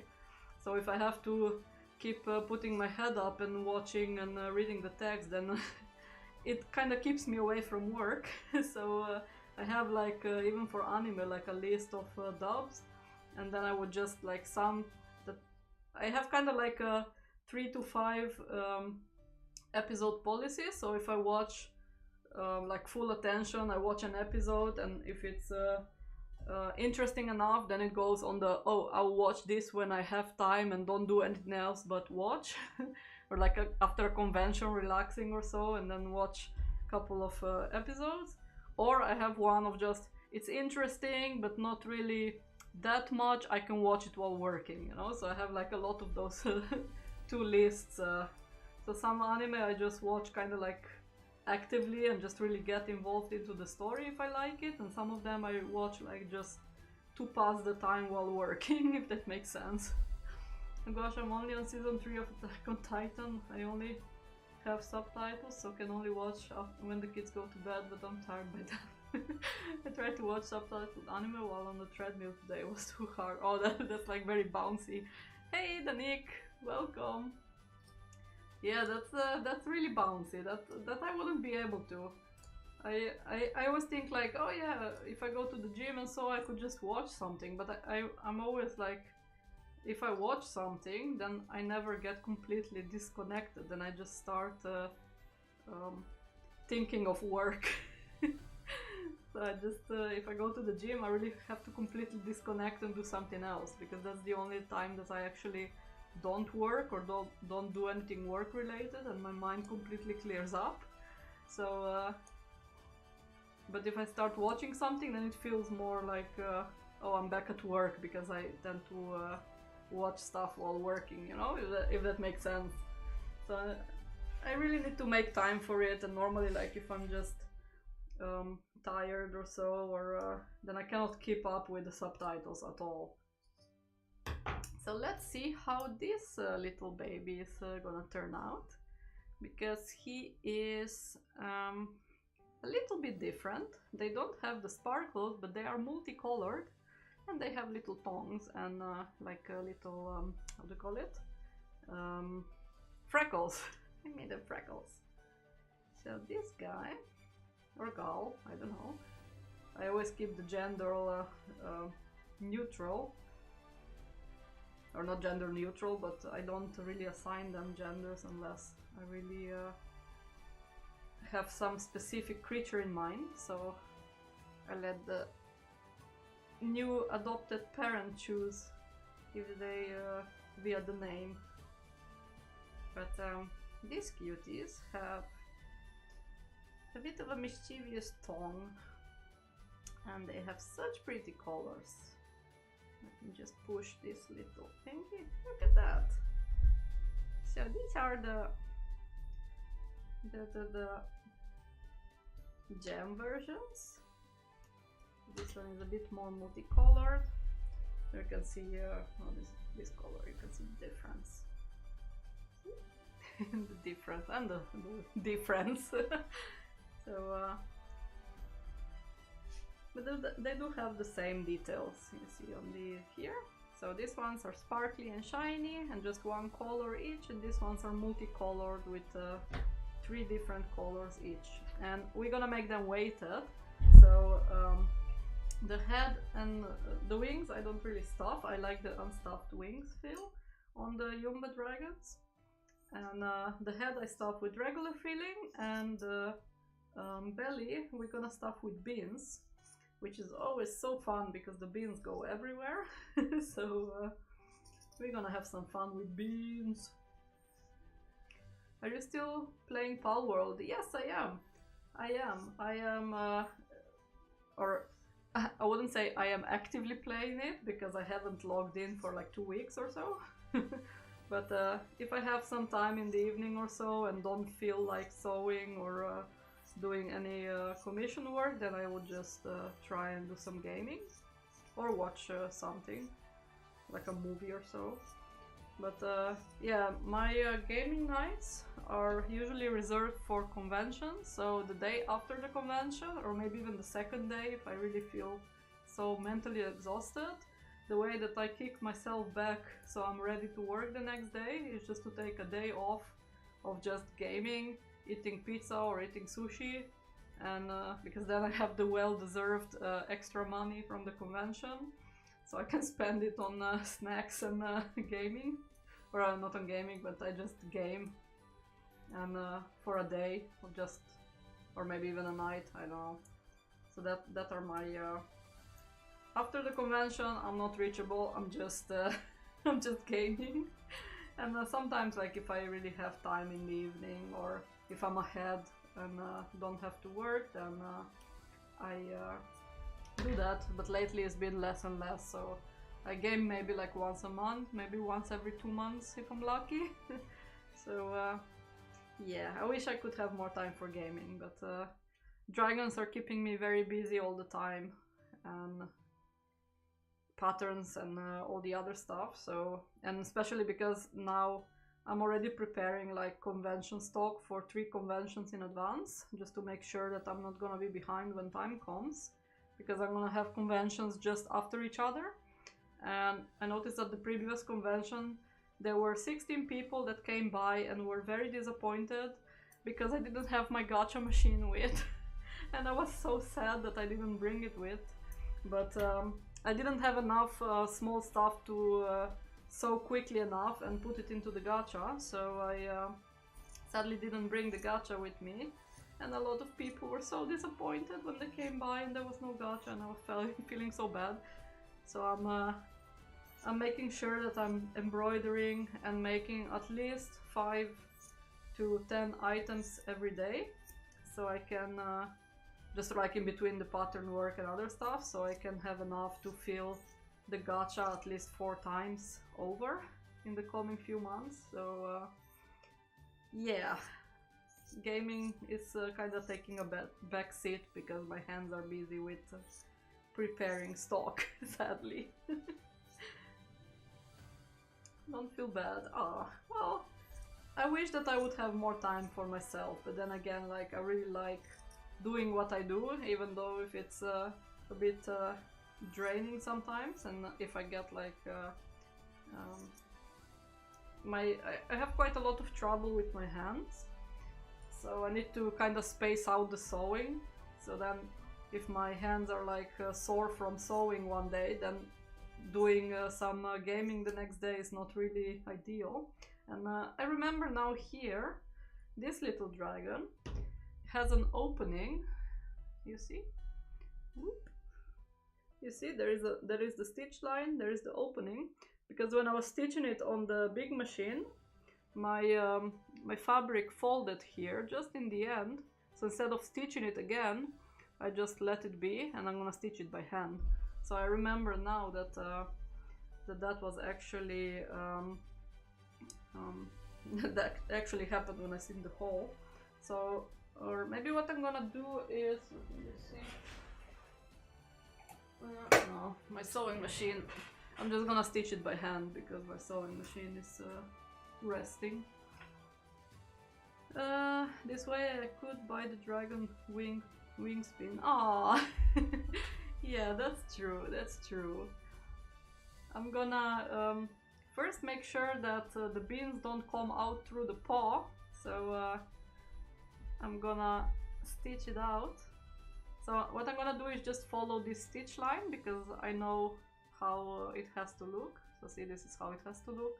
This is how it is. So we're gonna just follow this stitch line.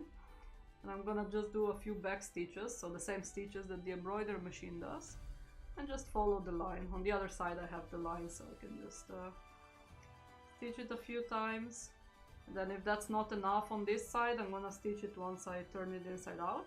Right now I just want to prevent it to spill the beans. I haven't really gamed properly since... oh yeah, that was Tears of the Kingdom was released. It's hard to find time for non-productive hobbies. Yeah, it is.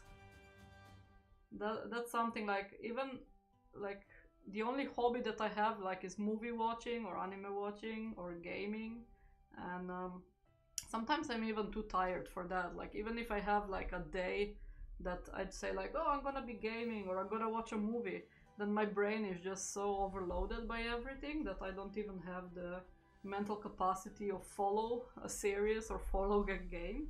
So then I just spend most of my day just drawing new sticker designs, you know, or like packaging new pins or something, or cutting stickers. So just, it always has to be something productive. So for me it's very hard to just take a day off and relax, I must say. So normally, like if I'm just done with a convention, then I give myself that allowance of just like, okay, now I don't have any responsibility, I can just game or do whatever. Like last convention I was too tired to do a gaming day, so I just watched, I think, oh yeah, I watched Avatar the series because it just released when I was at the convention, so I just binge watched Avatar day and night, so that was my break. Which meant that I didn't really sleep much that few days. But it was worth it. And I really did enjoy the series, actually. At this point, my hobbies is an afternoon nap so I can keep working at night. Oh, that sounds very good. But for me, it's like, even if I go try and sleep or nap, I still like just keep thinking about work. Like, oh, I still have to do that. Oh, I have to do that. Oh, maybe I could recolor that drawing that I had left over, you know? It's like, it's always something. But the cool thing is, like, I have a lot of those dreams where dragons actually come to me in a dream. And 2 days ago I dreamt that we got a cat, and that cat was a shape-shifting cat, and it transformed into the most beautiful dragon I ever saw. And when I woke up, I really had to rush to grab my phone so I could write it down and make like a little sketch, because I really need to make that dragon. That was like, and it wasn't even a cat, it was one of my own dragon designs, but with such a variation. I'm not gonna spoil it, I'm gonna make it first because it might take me some time. But I really need to make that dragon because it was so beautiful. But it is a dragon mixed with an insect, I'll tell you that much. But oh, that was such a beautiful dream. But I woke up so quickly just to do the just to do a sketch and to get stuff written down. What is ugly? I don't know this. Everything I know has its own character. That's true, that's true.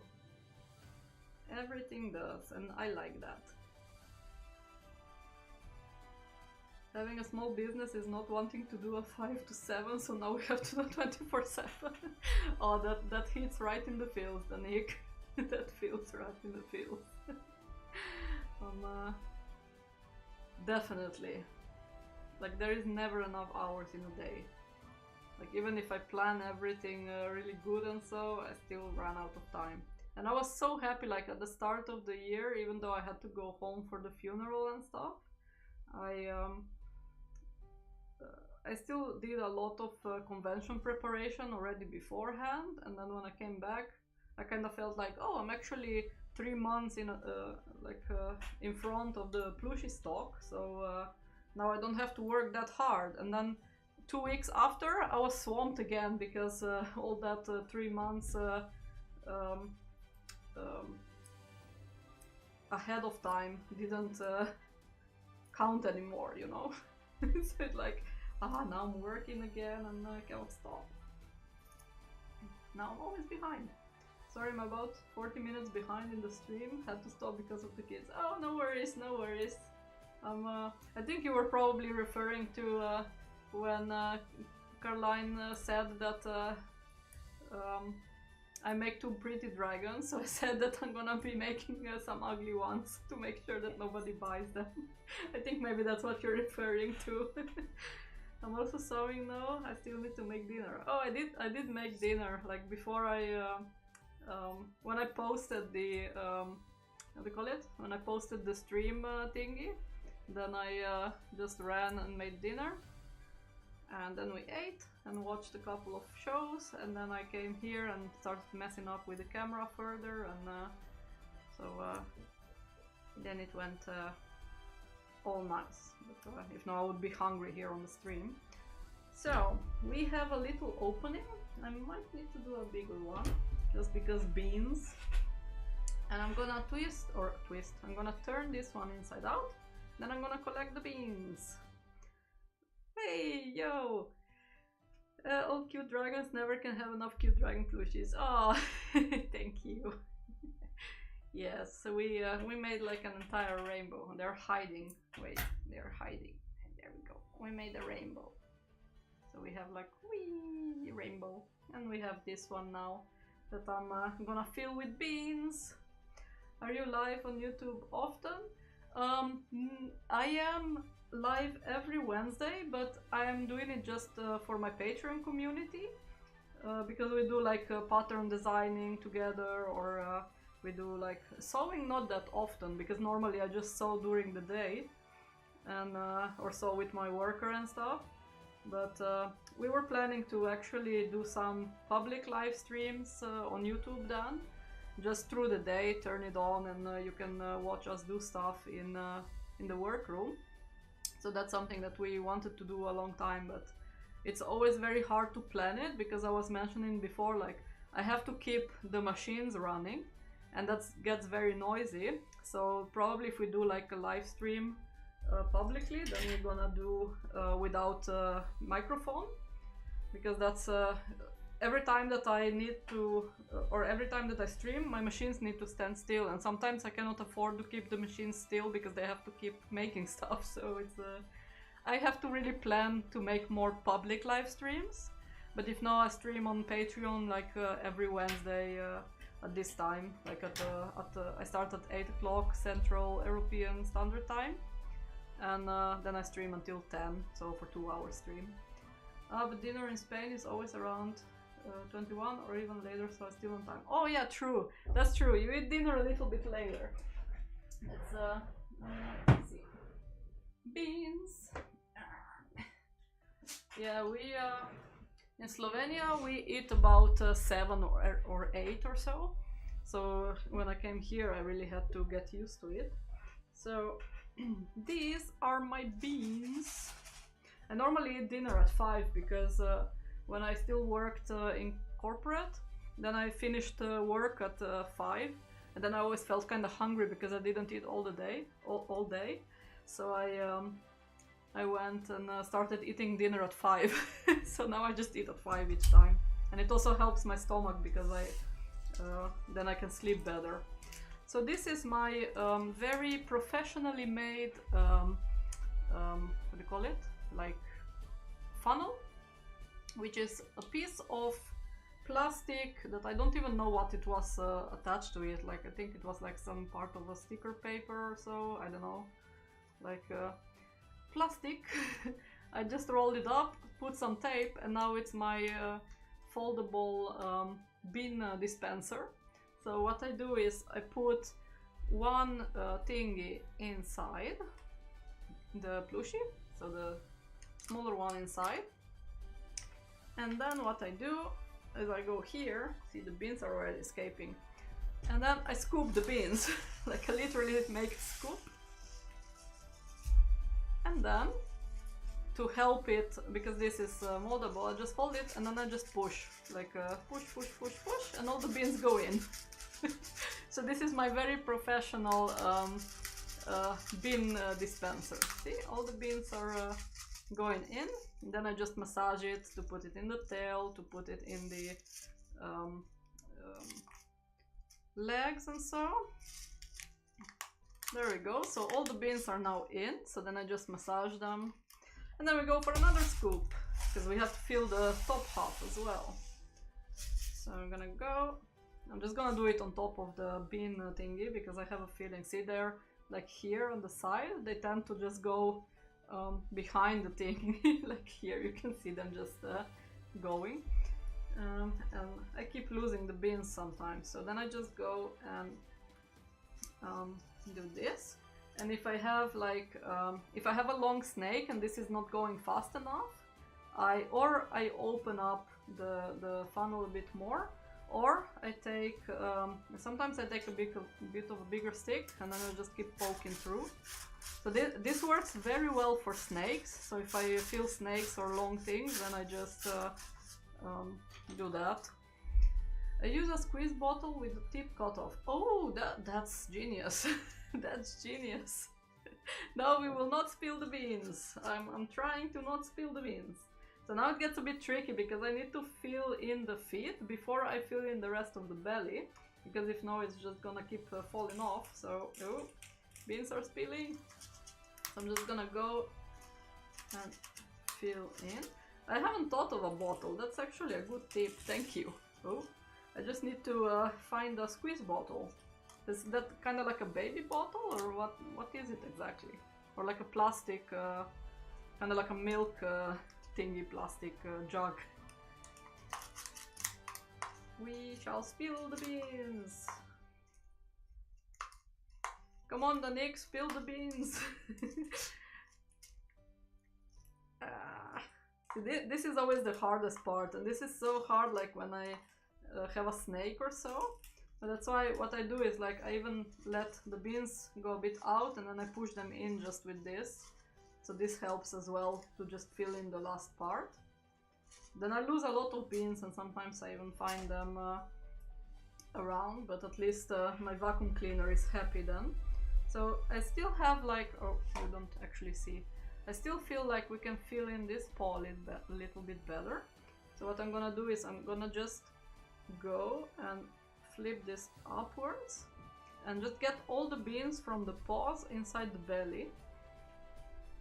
So I'm just gonna fill the belly a bit more. I'm just gonna do like half a scoop. I'm just holding it closed with my pinky. I'm gonna insert it in, so I'm gonna do that. And normally around this part, like when I fill both legs with the beans in the belly, it's normally just enough to then be able to still move them. There we go. This should be enough. No, stay. There we go. Good beans. They listen well. So now if I'm just gonna poke a needle through it. We lost one bean. There we go. Go back in. So now if I hold it up and shake it a bit, then I'm gonna have that feeling of, oh, is it filled enough? Does it feel good? How much extra can I put in? So I'm just gonna keep, normally I do it with a pin, but see now it feels a little bit overstuffed on some points. So I'm just gonna massage it. So definitely the paws now feel a bit overstuffed, and we forgot to get this part out. I'm just gonna use the second needle and just poke the entirety of the paw out. This was probably the one that I sewed together. So we need to make sure that they're nice and floppy. So I'm gonna get a few of the beans out, just to prevent that it's overstuffed. Just a bit. Just a bit. Puke them out. Come on, go. I like to have that feeling of floppiness. So this should be better. Yeah, now they feel a bit more floppy because there is more space for the beans to move around. So I'm happy with this. I'm gonna stitch it close now. So I'm just gonna use like the darker thread, even though it's not gonna show up on the fabric, but I just want to get stuff closed as soon as possible, because the moment I start turning things, the beans are gonna spill out. I believe it's from the kitchen area in like Chinese cheap stores. Normally they use them for oil. Oh, but they're also used for pancake batter. It was like €2. I'll send you a picture of it. Oh, thank you. I think I know which one you're talking about then. Now that you mentioned like oil and thing, then I know. But that's actually genius. Thank you, thank you very much for the tip. I'm definitely gonna invest into a nice bottle instead of my primitive thing, because I think the bottle also pushes, like when you push the bottle and you squish it, probably it pushes some air through, I believe. So that would definitely help with what do you call it? With filling out certain areas like the bottom, or even like if I'm thinking snake, then if I always have trouble with filling the snake nicely. So I always have to go like section by section and then push it down with the chopstick, go section by section, chopstick, and then just keep shaking it all the way down with my fingers.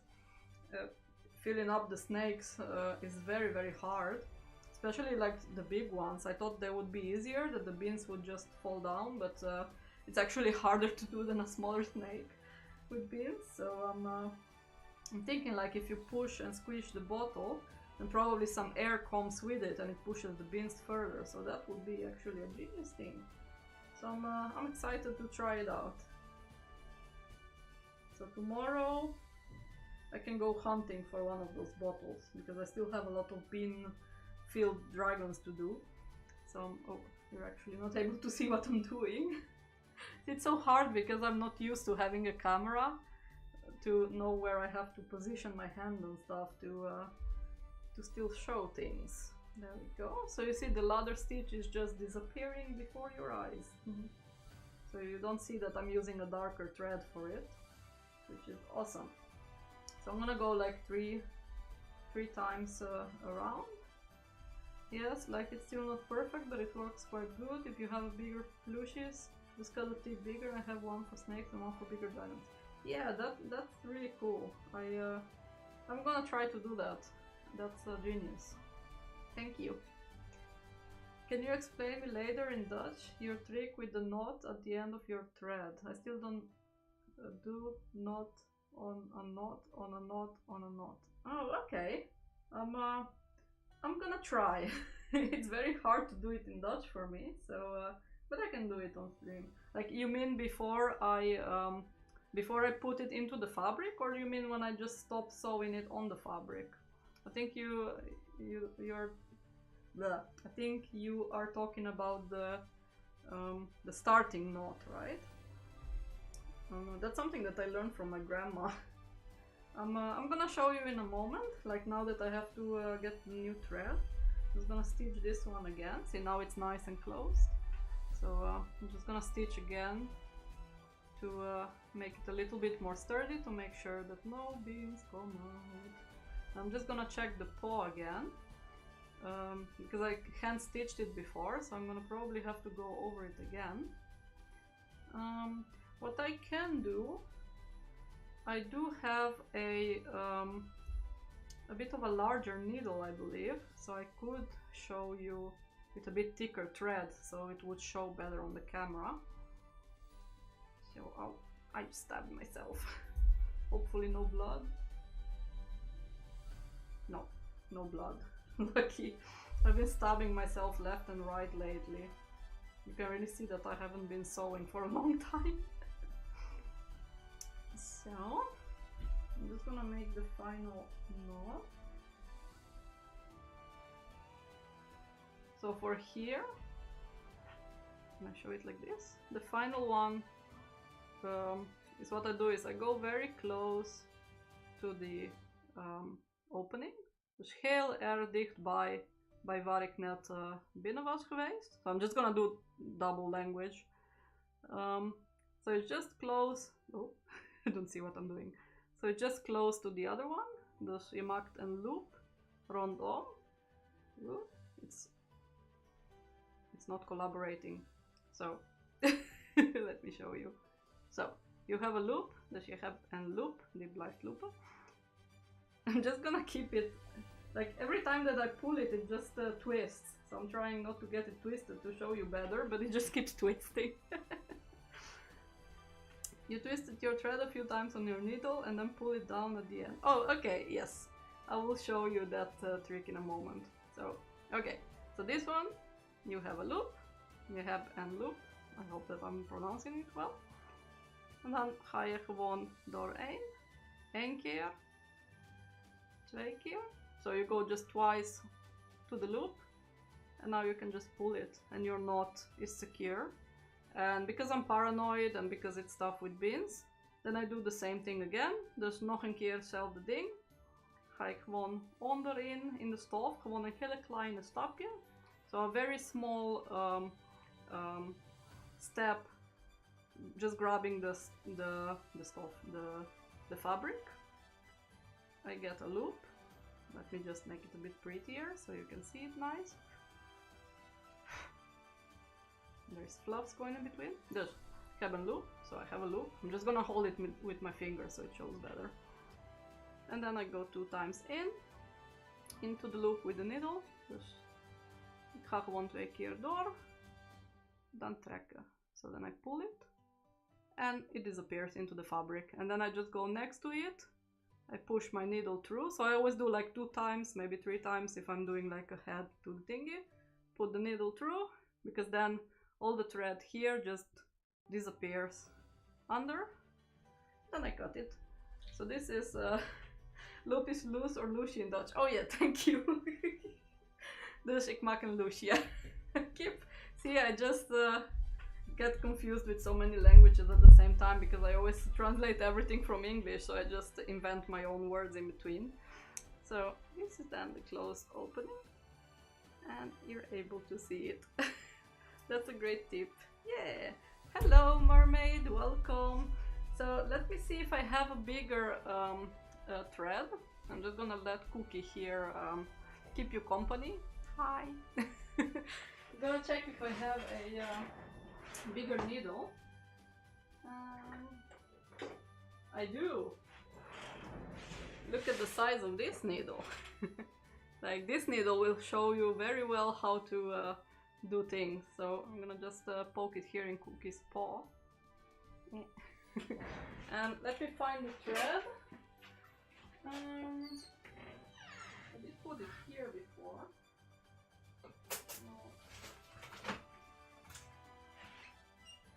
I hope that this will work. I don't know if this is too... Yeah, Cookie is huge. Look at him. He is a very chunky boy. See? He is my... he was my first dragon of this size. He was a test dragon and now he's my couch. So we watch movies together, so I just hug him or I just lay on him. And we watch movies together and series, so he's a big movie lover just like me. So we watch everything together. See? And he's kind of falling apart, so his wings are... because we used him with my worker a couple of times when she just started. Because he's so huge, it was easy to show her certain stitches. So we used him as a test prototype. And oh, you can see it here. His wings are kind of coming off. So he was a test prototype, so we need to sew him back together. But yeah, he's my movie watching companion. So this is the, let's see, micro dragon size, jumbo dragon. So this is this one, and this is the cuddle dragon. So he is humongous. Thank you. He's huge and cute. Okay, I'm gonna just clear this area so I can hopefully show a bit better. I have the giant needle, and I'm hoping that one of these threads is gonna show nicely. So I think this one shows. Ooh, this one shows nicely on the camera. The other ones are a bit too dark, so let's see if we can show you the trick with the thingy, or maybe I'll have to split it in half. I'm not sure. Let's see if I can put the zoom a bit extra. Will this show? Yes. Okay. Let me see if I can actually pull it through. I'm not completely sure. Maybe I need to make it a bit flatter, because it's quite a thick thread. And I'm not really good at seeing things. There we go. I know that there are also tricks to pull that thread through, but it's just unraveling, so maybe we'll just unravel one string. No, that's no, that's fine. So I always do it double. Dus ik maak it's a bit long, so so ik maak het double. En dan maak ik gewoon pak ik het zo. So I grab it this way. En dan met één hand pak ik dit. Gewoon die eindloosje. So I grab the end thread with one hand. So I hold it like this practically. This is how I hold it. Just hopefully it makes sense. Pak hem zo. And then I just go, this is kind of a big needle, so I'm gonna do it on this side because I cut a bit too little of the thread. Dus ik pak hier en dan ga ik gewoon rond met die ding een paar keer. So this is a large thread, so I'm gonna just do a couple of them. And because the thing is gathering on the thread, it's always gonna be a bit bigger than the thread, the needle size, so it's always gonna go in. Dus wat je doet nou is, als je dit hebt, dan pak je dit en kan je gewoon doorheen pakken. So you can just grab it and push it through. And when you come to the end, als je naar het eind komt, dan maakt hij van zichzelf een knot.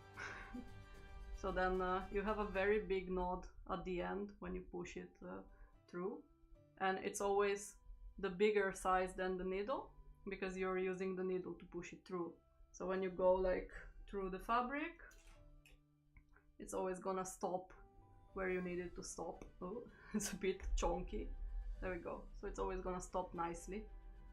So I'm gonna do it again just to show you. You can also do it with just one thread. Maybe I'll show you that. Alright, gonna make dinner. Good night. Bon appetit, Danique, and thank you for watching. Cookie is gonna give you a nice kiss. Mwah! Thank you for chatting and staying here. English is also okay, if that works better. I can do both, so that's no problem. It's time for me to wrangle my boys to bed. Thank you for the company and fun stream. Oh, thank you very much, Three Bros. You get a cookie kiss as well. Mwah! Thank you, and we'll see you then next week on the Patreon stream. Have fun with the bed adventures. So I'm gonna show again the same process, but now I made the thread a bit bigger, so I'm doing it just like one side. So then you do the same process. You grab the thread. Oh, it's still the needle is so long. I'm gonna do it here, so it doesn't really matter where you grab it on the needle. So you go a few times around. So then you just pull everything down, grab it, pull everything through, and you don't have to squish it hard. You can even let it loose, and then it's gonna just make a knot on its own. So that's how you do it. That's the trick that I learned from my grandma. She just puts it like a couple of times around the needle and then it's done. So normally when I use like the thread that's a bit thinner, then I tend to go a lot of times around to make sure that everything is stitched. So let's put the camera back. I hope that helped. So I hope that helps. Let's see. There, just still the keyboard. Now we need to stuff this. So we have the beans. And let me first stuff the face. And we're gonna do thing. Oh, I think I understand. I'm going to try tomorrow. This is so much faster than my way. Thank you for showing. You're very welcome. I hope that it will help you. I always know that my grandma has a lot of these types of tricks, so if she shows me something, then I try to remember. And she always has some useful stuff, like a lot of things that I learned for sewing. I just learned from my grandma about how to make like good circles and stuff like that. She showed me like so many tricks. It's like, whoa. That's a great tip as well. Thank you. Yeah, grandma always knows best. Like, listen to older people, they're always full of tricks and stuff, so that's awesome. So let's get a few more stuffing. Oh, we lost one baby. There we go. I'm gonna get this. And then we're gonna get... Oh, let me just put this a bit lower. So we're gonna stuff it a little bit more. And the thing is, like, I have a lot of like tips and tricks, but for me it's really hard. Like I sometimes think that everybody knows it, you know, that it's nothing special, so I never really show it. Sometimes when I do stuff, it's just like autopilot, and then I just do things until somebody stops me and asks me about it. So that's why I really love live streams, because now I'm like, oh yeah, maybe I could do like a tutorial video and show it like close up and in slow motion, or slow motion like with some graphics and stuff, show it how I do it. So it's cool to hear that you're interested in learning more, so I can take time and bring out more videos. There we go. So this baby is, there's like a little bit of fluff going the other direction, so it looks like he has wrinkles. I think he's old. Like the fluff is, now if I push it through, then it's okay. But the fluff is a bit wrinkled there, so I think he needs some beauty cream to get it a bit fixed. De gemdraakjes zijn echt cute. Oh, dankjewel. Thank you. There we go. So we just have to put some extra stuffing on the bottom.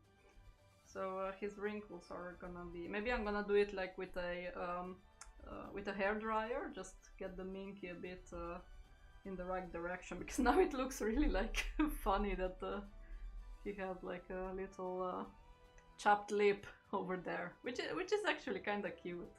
Should I leave it like this with just like a chapped lip? Or cleft lip, how do you call it? That kind of looks cute. Okay, so we're gonna attach it like this. So first we're gonna sew. Did I? Oh, there we go. I thought that I lost the needle.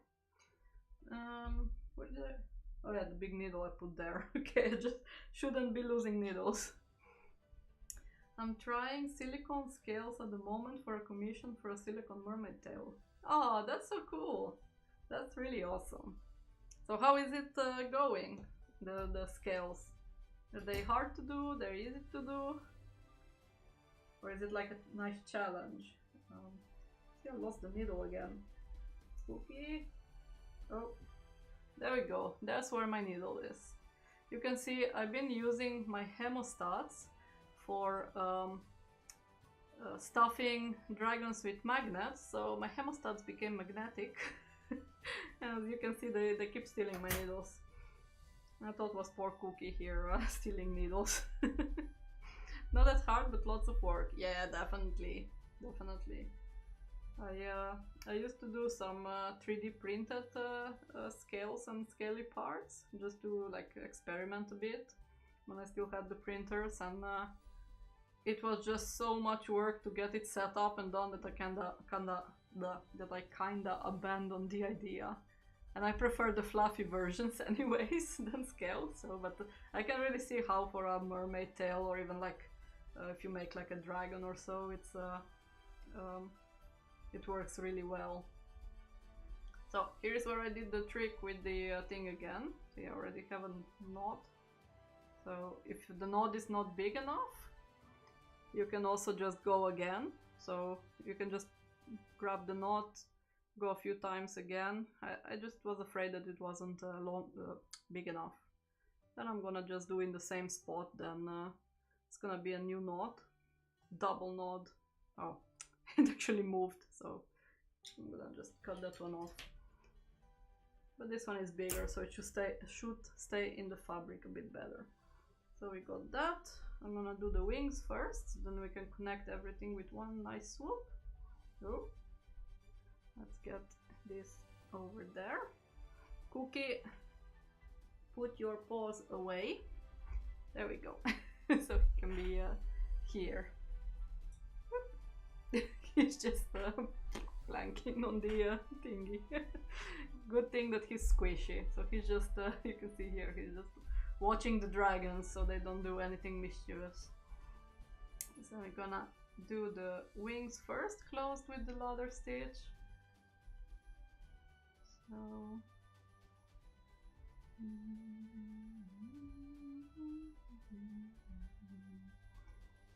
there we go.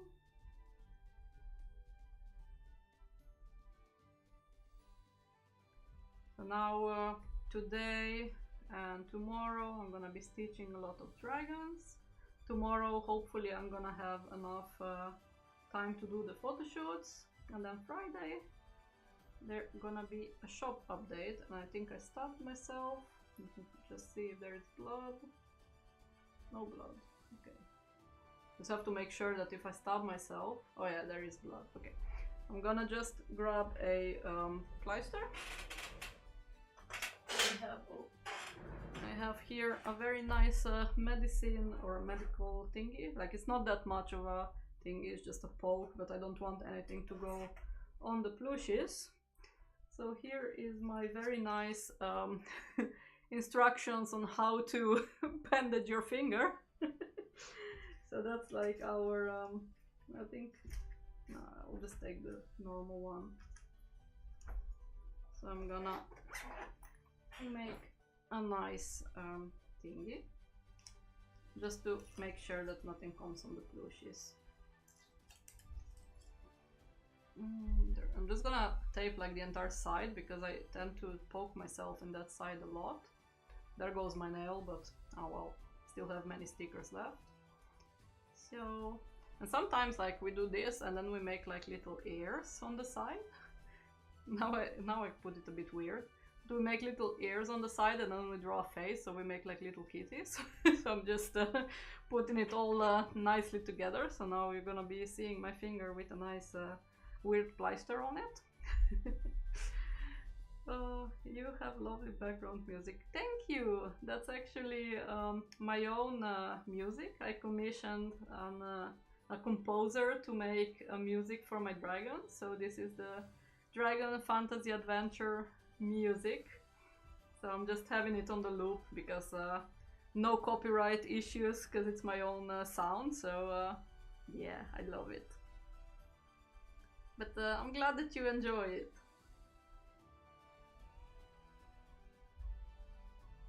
It's more like in the morning casting the scales, let them cure, and the evening trimming them.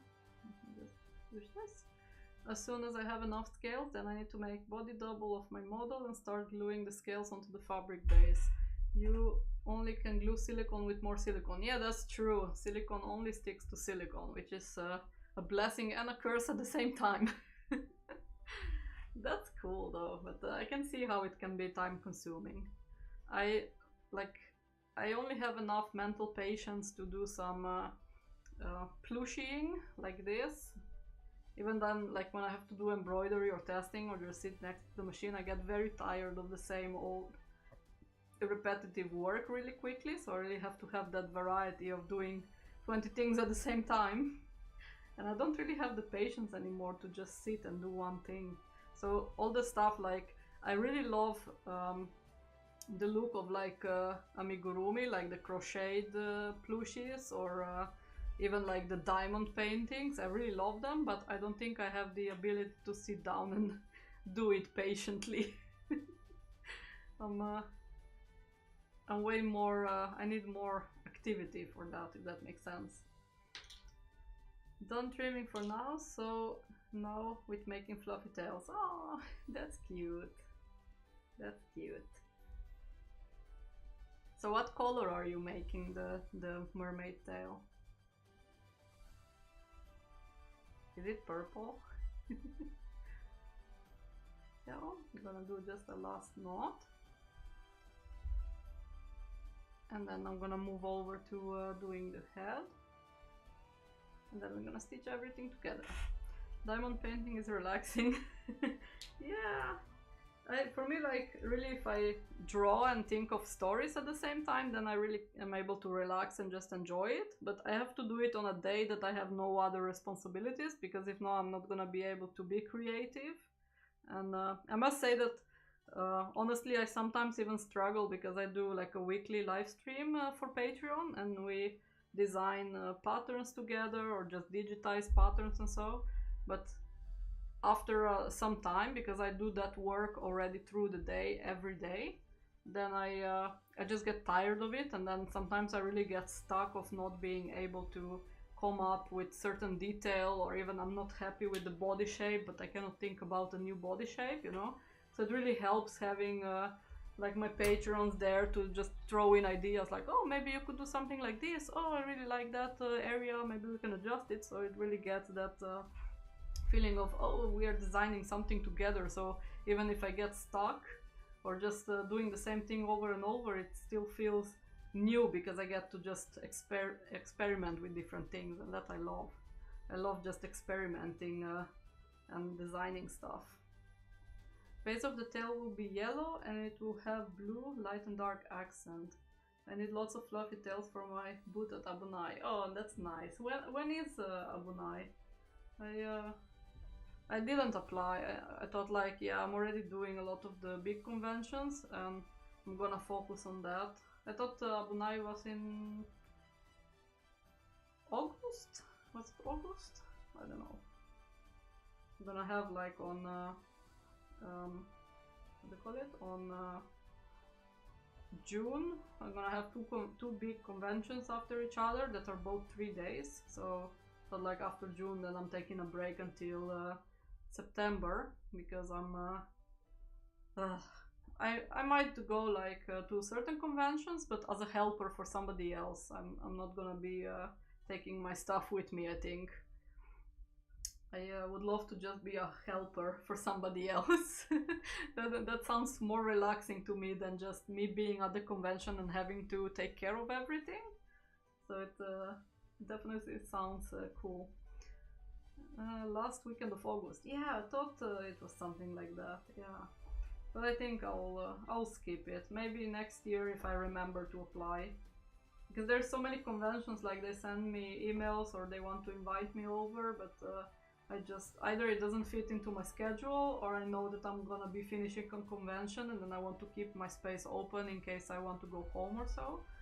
So August is always the time that my family has like a collective, how do you call it? Like collective holidays or so? Collective vacation in their companies in Slovenia. So August is always time that people might come to visit me or so, or my family come over, or I can go there and we can spend some time together. So I like to keep my end of August or beginning of September kind of free. And also because the big conventions like Dutch Comic Con or DoComi and so take so much extra time to prepare, especially with like handmade stuff, then I always am afraid that I won't have enough time to finish things. And yes, I can take work with me to just sew at the table, but normally if I'm like something that's like a Dutch Comic Con or a very big convention, then I really don't have even time to go to the toilet, let alone sewing behind the table. So I don't want to overbook myself, because last year it was very, very hard doing so many conventions after each other. I really said like, nah, never again. So I'm gonna do like at least, unless I really have like, for example, now beginning of the year and end of last year, we were already doing stock for Dutch Comic Con in June. So unless I have like a long time that I can prepare beforehand, I'm not gonna do more than one convention every 2 months. So I'm gonna slow down a bit in conventions. I'm gonna just pick the ones that I enjoy going to, and the ones that most of the people that I like to see again and again go to, so we'll see. Maybe Abunai next year, if they have like good dates and stuff. Abunai is much relaxer than DCC. Yeah, it can be, but it's like a big convention, so it's not only about the convention itself, you know, but also all the stuff around. Like, I think on Abunai you have to build on the same day, I believe. That you first build the booth and then go to sell there. I think that's what I heard. Not completely sure. But I have a lot of friends that go to Abunai, so maybe some of them need a helper or so. So it could be I would jump up as a helper just for fun.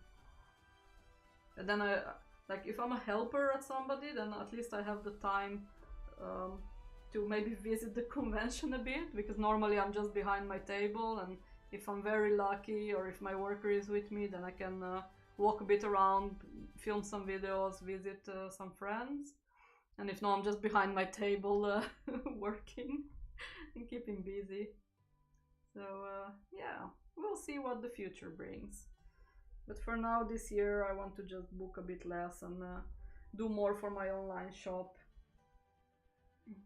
See what happens. And if some conventions invite me over, I might join. So Friday setting up until 18, then the doors open. Yeah, that's for me very very hard to do, because I have a lot of things to set up, and it has to be set up in a particular way, and it always takes me like yeah, 7 to 9 hours of building a table.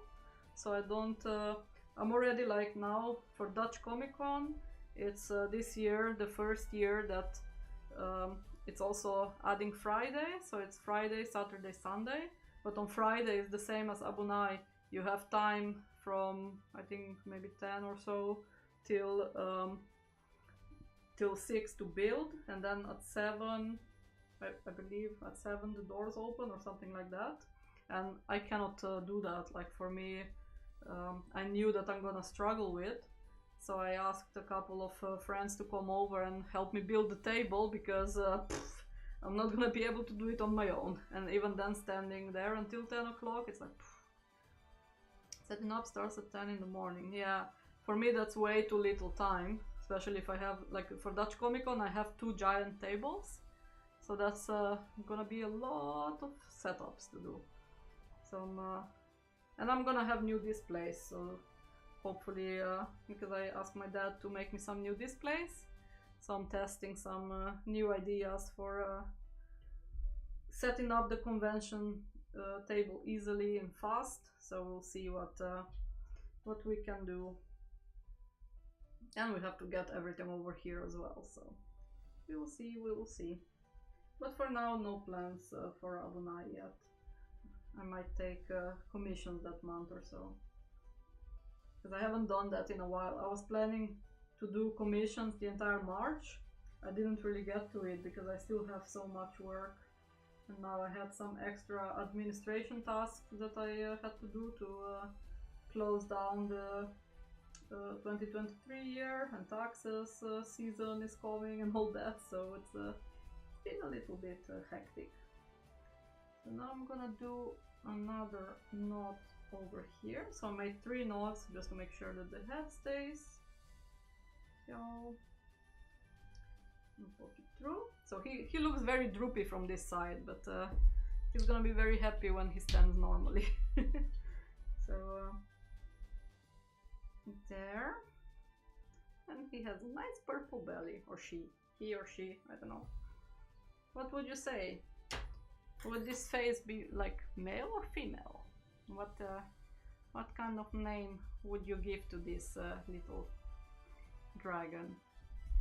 Like, he has, or she has, a bit of a cleft lip. Like, the fluff is very look at that. It looks almost like that skeleton-y thing on one side. It can be like the like a skeleton. Yeah, it's cute. We will visit Facts on Sunday. Oh, that's nice! Can be both. Yes, exactly. That's why I don't like to assign them genders unless they are my own dragons. But that's cool. Then I will. I'm looking forward to seeing you at Facts. I'm gonna be there all weekend. So let's get this. It's a little scarf for fighting for gems, so that's a good one. I wonder who was fighting against. Like, let's see, is there any other? No, they all look good. No scars. Maybe this one, but this one is not really motivated by gems, so I'm not sure. Unless they're edible.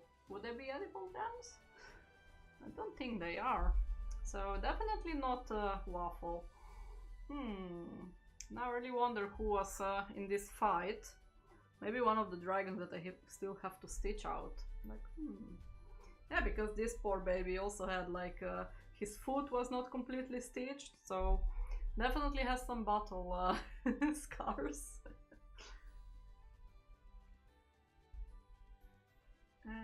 Now it's really hard with the pleister. I think I can actually remove it because now whatever there was already dried up. But so hard working with like something on my fingers. I know even the thing is that like the little cups that you can put on the fingers to not stab yourself, even those I really find it hard to do stuff with. So let's pull this through. So I'm definitely gonna make like a lot of because Facts is now, when is Facts? Is it at the beginning of April or is it end of April? I kind of forgot. I'm not really keeping a schedule, but let me check my agenda. When was Facts? Like, let's count the weeks. So I'm gonna start next week, so it's 1, 2, 3 weeks. Okay, so I have 3 weeks to prepare everything.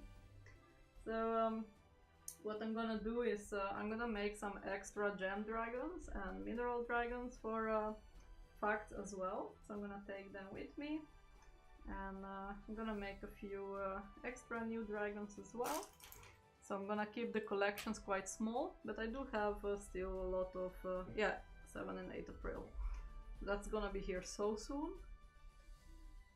I feel like I lost so many months. But I still have a lot of blobbies, so that's happy. I have a lot of bats.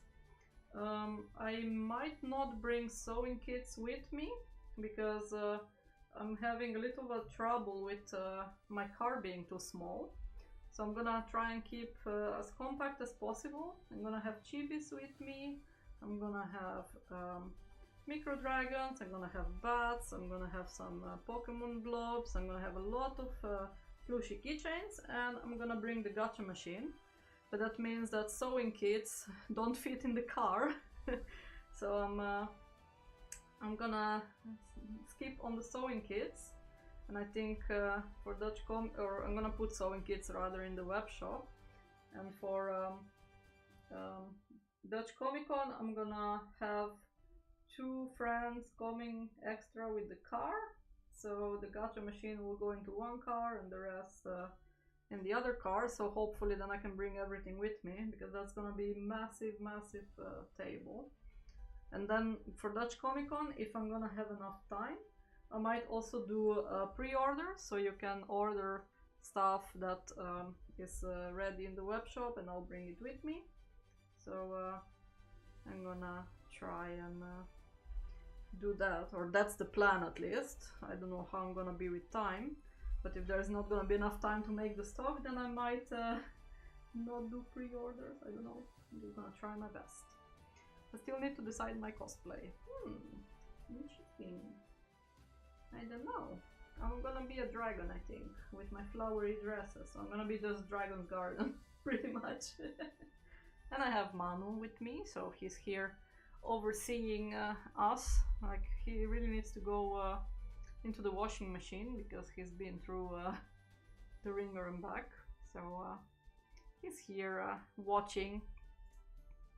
There we go. He can join us as well. If not, he was just watching me here, because he's always on my ring light next to the camera, always supervising.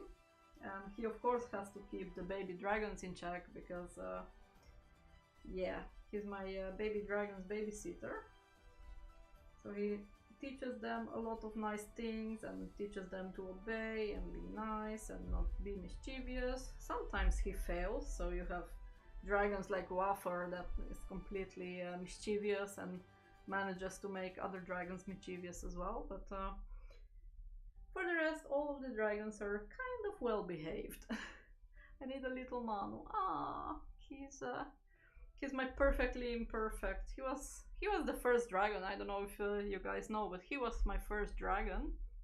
So he is made out of some very weird fabric, which is kind of like that microfiber cloth, because that's the only thing that I could find in this color. His belly is completely dirty. Oh, that's a weird color. Why is he green? Like, his belly is yellow, but completely dirty, and he has a lot of pins through the belly. We went to the zoo, I think it's been already like 5 years ago or so. We went to the zoo and all the animals always react very good towards Manu. So they're always inquisitive and nice, which is so cool to see, so I was taking with me. But a marten was very eager to pet Manu, so he petted him with the claw. So here is like a hole and beans are coming out, so you can see Manu has a lot of beans coming out from his hole. And it's been 5 years and I still haven't repaired him. I don't know why, but he's good anyways. And his eyes are like completely blown out, because when I started making plushies, I was actually painted. So his eyes, his face is hand painted with acrylic. See, it's completely in the fabric. But I made the dye a little bit too watery, so everything kind of spread. So his eye is a bit spread out. The other one is okay-ish. And here he's a bit dirty from foundation from the convention and stuff. So. And these little thingies keep getting stuck in my hair all the time at the convention. And so I even pinned his head down so he stays up nicely. So he needs a good cleanup. But yeah, he was my first dragon. And yeah, he does need a little surgery, but we've been postponing it. And Cookie also needs surgery, so his wing is also, I was showing before, like his thingy here, because he was a test for my worker to just show her some tricks with the sewing. So his wings are like completely off, and sometimes they just twist. I don't even know if it's the correct thingy, like maybe this side. So his wings are just holding on for dear life, so they just keep twisting. There we go. See, they were just twisted. So I need to really go and stitch him together. So all of my dragons that I keep for myself really have something missing. He's still cute. Yes, he is. He is like the best dragon ever.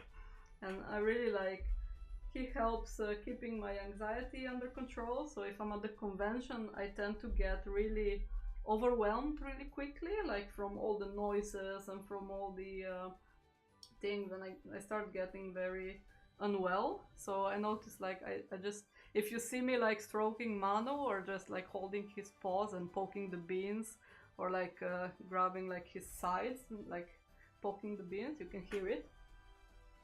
So his beans are magical.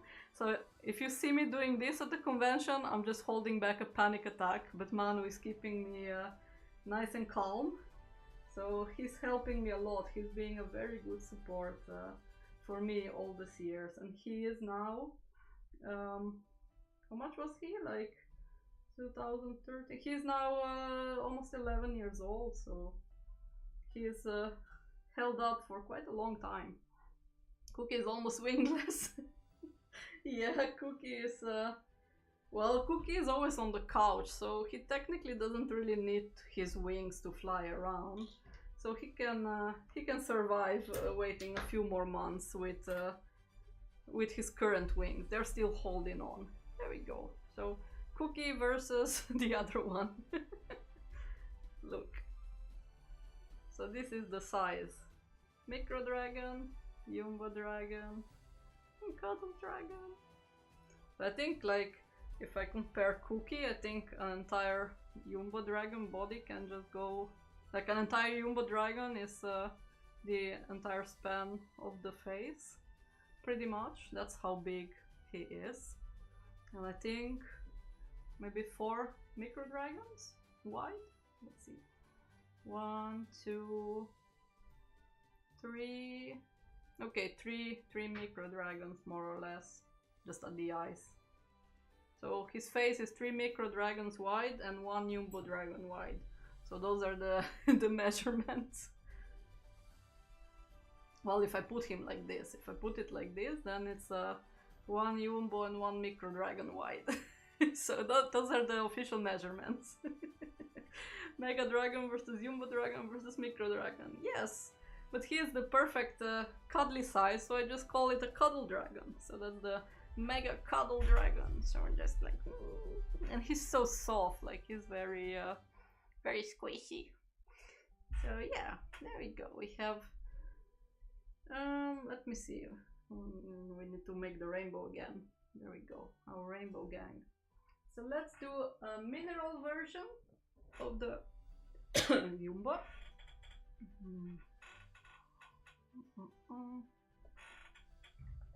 I want to see how that one looks. Let's see. Help me choose. We have one that has green, purple and yellow with a green belly. And we have one that is yellow, pink and mint with a pink belly. So, are we going for pink or are we going for green? Measuring in centimeter, measuring in dragon. Yes, measuring in dragon. So everything in my shop is now gonna be measured in dragons. So, we're going pink or green? Pink or green? Help me choose. I'm just gonna, from both, until somebody says something.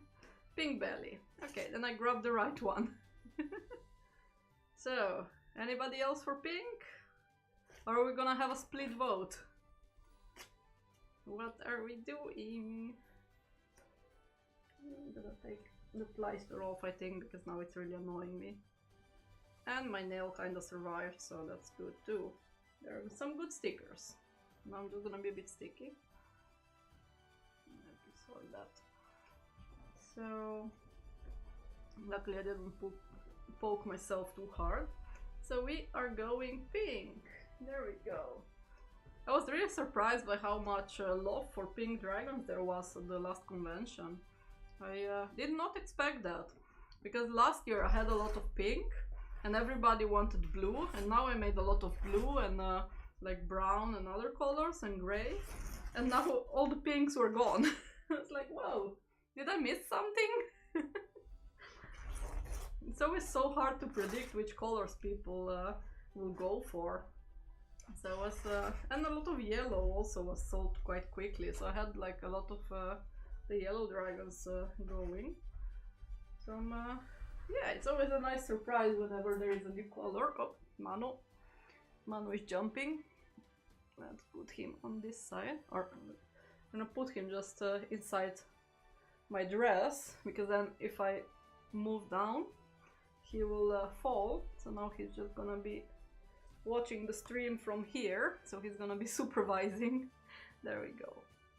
And that's how his thing gets cut, like in my ears, in my thingy. So that's why, like, years ago I actually chopped off my hair. So I had, on this side I had very long hair, and on this side I chopped it off like this, and it went like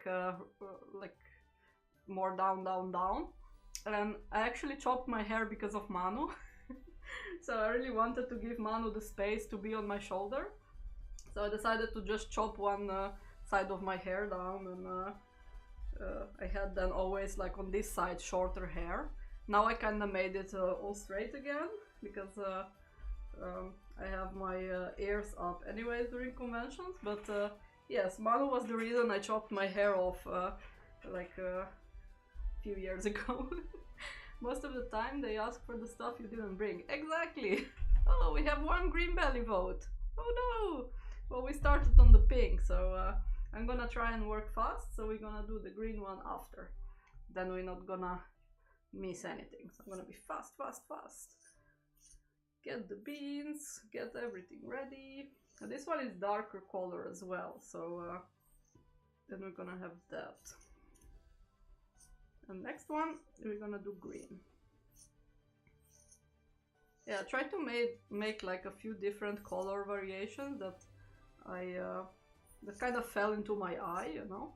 So sometimes I tend to choose colors by, oh, I have these colors on the machine and I have this color fabric, and I'm just gonna make something pretty without having to change the colors. So I tend to like then combine the colors that are already on the machine or that I did from a different commission or so.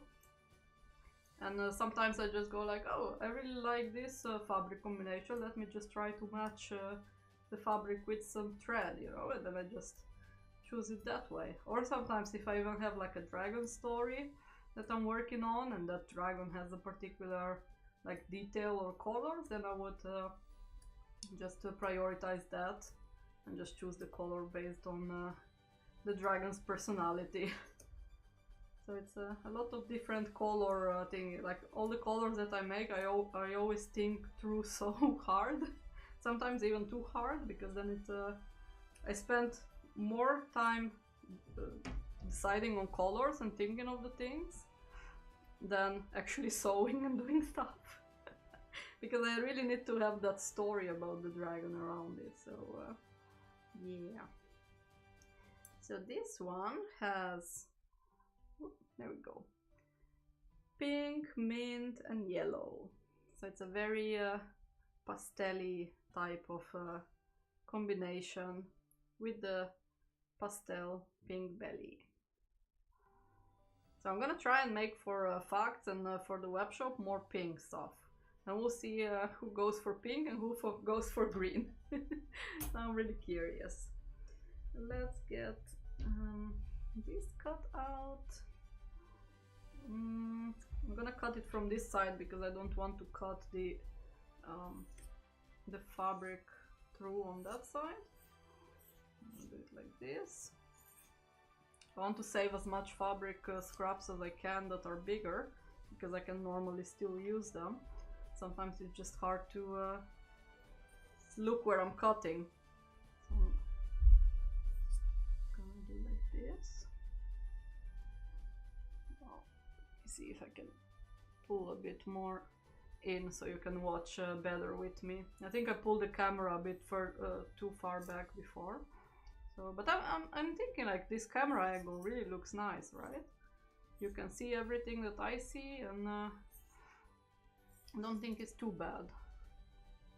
Because normally when I'm sewing there in the back, like I have an entire area with a mat for hand sewing. So when I used to stream like on Instagram and so, I also was sitting on that side.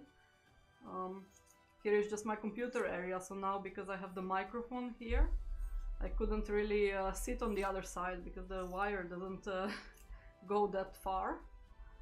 And then I also cannot really read the chat if you're kind of like behind my back. So, but I'm thinking like, I moved the keyboard away, I moved the mouse away, so I can still, you can see me nicely from here. And I have a shelf right above me, so that works for live streaming, which is perfect. At least I'm happy that I can have an extra camera so you can watch me from two sides.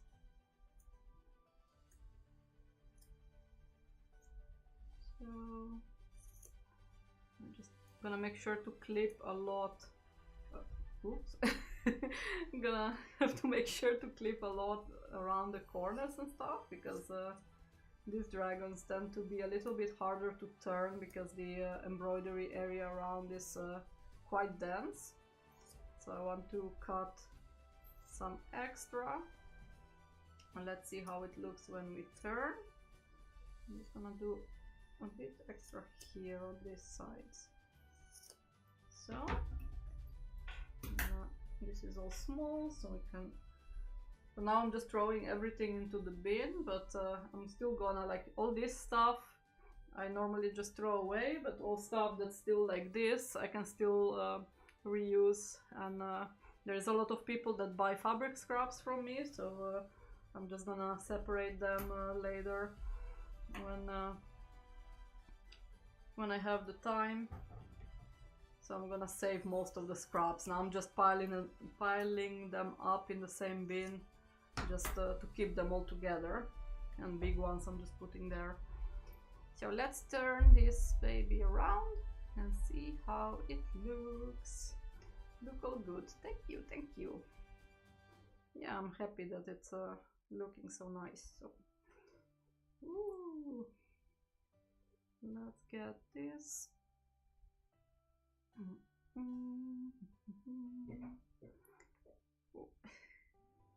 This one is a bit harder to turn. I'm really like trying not to damage the embroidery.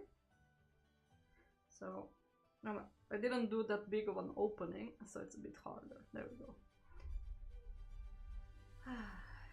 Sometimes it just takes a little elbow grease to get it through, but once it's done, then everything can just be pushed through now better. So there we go.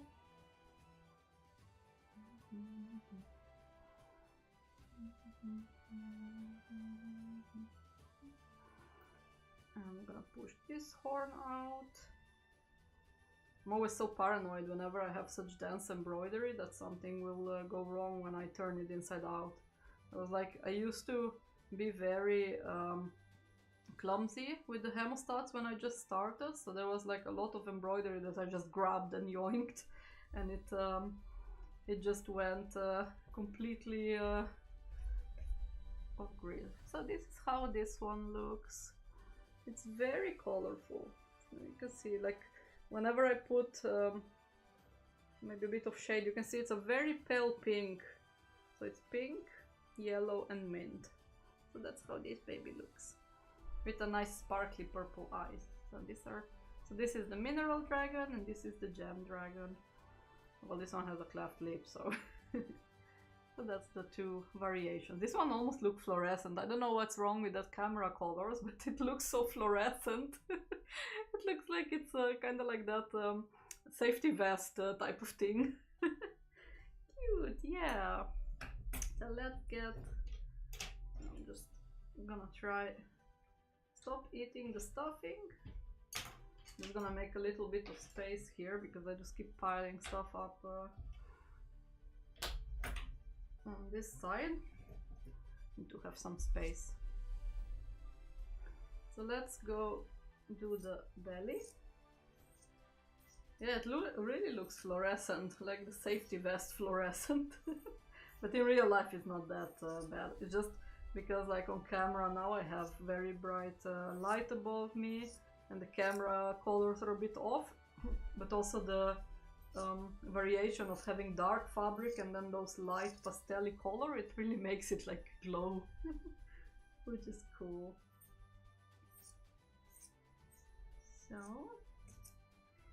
So this baby dragon really likes to, I think, because it looks so glowy on the camera, I think that this dragon really likes to befriend glowworms.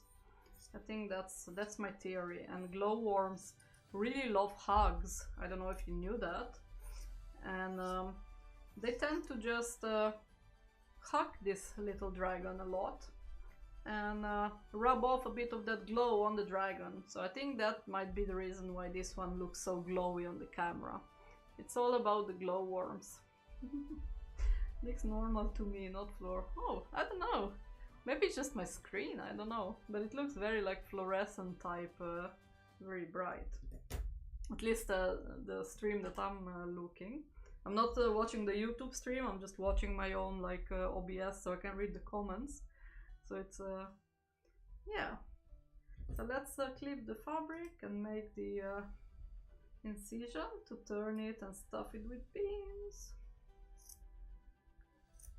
Get here.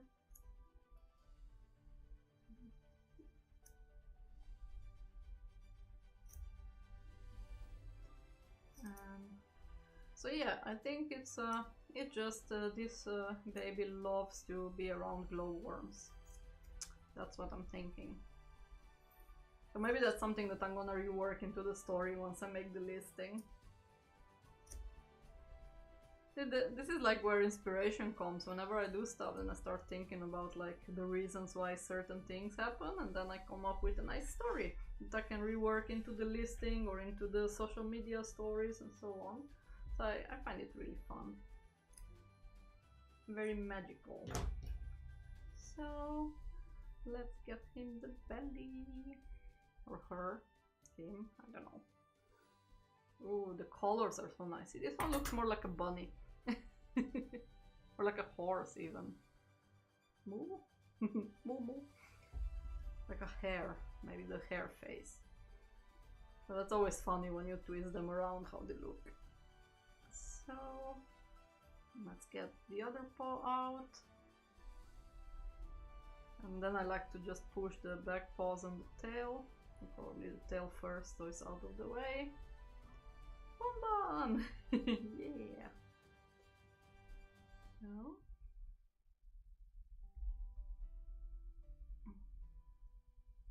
There we go.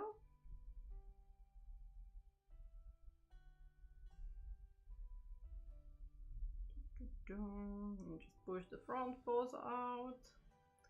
Now we can do the bean magic. Just get rid of all these fluffy fluffs. Poor Cookie, he's like full of them. I just need to keep the work area tidy.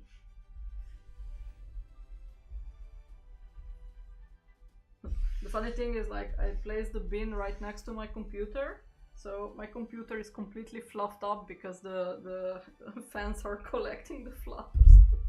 So if my computer blows up, it's the fluffs. That's the reason.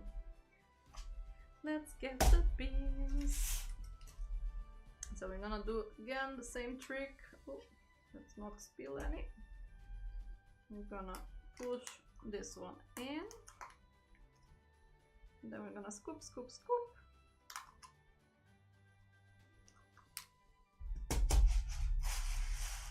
So tomorrow I'm gonna have the entire day of hand sewing all the dragons that I didn't manage today. So I'm gonna probably be just ship all the orders and then work on getting all of the dragons done and photographed. That's gonna be the goal for tomorrow, and we'll see how many I can do. And of course have to keep the machines running so I can keep making convention stock for the future. Because in 3 weeks Facts is gonna be there, and I haven't really done any keychains yet, so I really have to hurry and make more keychains and charms and all the things. And I still have to cut stickers. Like, there's so much convention preparation that completely blinked by. I really thought that Fact was at the end of the month, so I thought like, oh, I still have time. But oops, 3 weeks. But I'm gonna try not to stress and just do as much as I can. Oh, the beans just fell down. So my vacuum cleaner is gonna be very happy. Let's put you in here. So now I filled the back with the beans. I'm gonna start filling the front now. I think that might be enough to just keep 2 scoops. Like before I did 2.5 and then I had to take some out. It's always like, it depends how I want to fill it. It's always like a different amount of scoops that goes in. I think here could go another half scoop in maybe. And I'm just gonna keep pushing it. Let's see how it feels. I'm gonna secure it with the needle. It's always like nicer to feel it while it's flopping around instead of just trying to feel it now. To really get the idea of how it will feel in the end. So, oh, this actually looks good. So 2 scoops is plenty. It feels the same. So perfect. We got the right amount of beans. So I have to refill my beans and get all of the escaped ones into the thingy. There. So let's start by just closing this. See, I used the dark thread on the light plushie, and now I'm gonna use light thread on the dark plushie. Ah, I didn't really pay attention before. That doesn't matter. And because it's a thingy, because it's fluff, and because we're doing a ladder stitch, then you're not gonna see anything from it, so that's perfect. I can pretty much use any color thread. Sometimes if I go on a convention or I'm on the go, I only take black and white thread with me. So if I'm sewing like at the table, unless I really have like certain specific dragons, and I take the colorful thread with me that normally, I don't know, like that would match the fabric perfectly.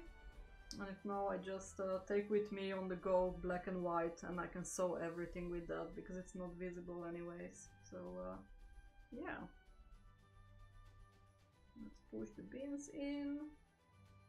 So now I'm just doing the first stitch around, which is just to close the opening as much as I can. So I'm making quite big stitch gaps, and oh, the beans are still escaping. I'm gonna push it back in. So I'm doing like big gaps, but enough that beans won't be coming out. Then I'm gonna do another few rounds around to secure the stitches. So I like to just twist around the body and then keep stitching it.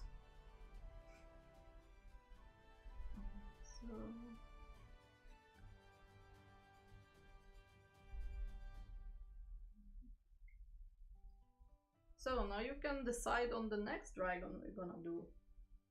So we have,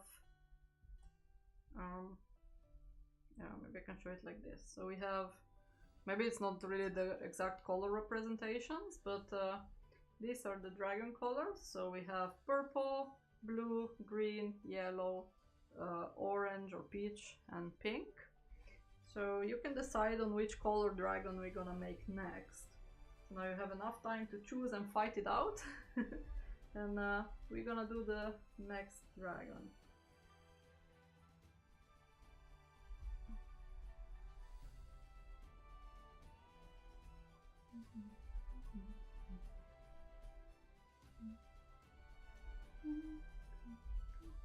I always find it so hard to find know which color to do, because now I have like one of each color, but I still need one of each model of each color. So that's the next thing. Yellow with mink and light blue. Oh, yellow with pink and light blue. Okay, let's see what I have. Like we did, let's see. So we have 4 gem dragons and 2 mineral dragons. So we have to maybe do the inverted one, so I have 2 of each colors of each model. So I'm still not sure how I'm gonna do the listing. Maybe I'm gonna do the listing by color and then split them by model. I'm not completely sure yet. I'm gonna see how I'm gonna do that. So I'm gonna do another thingy.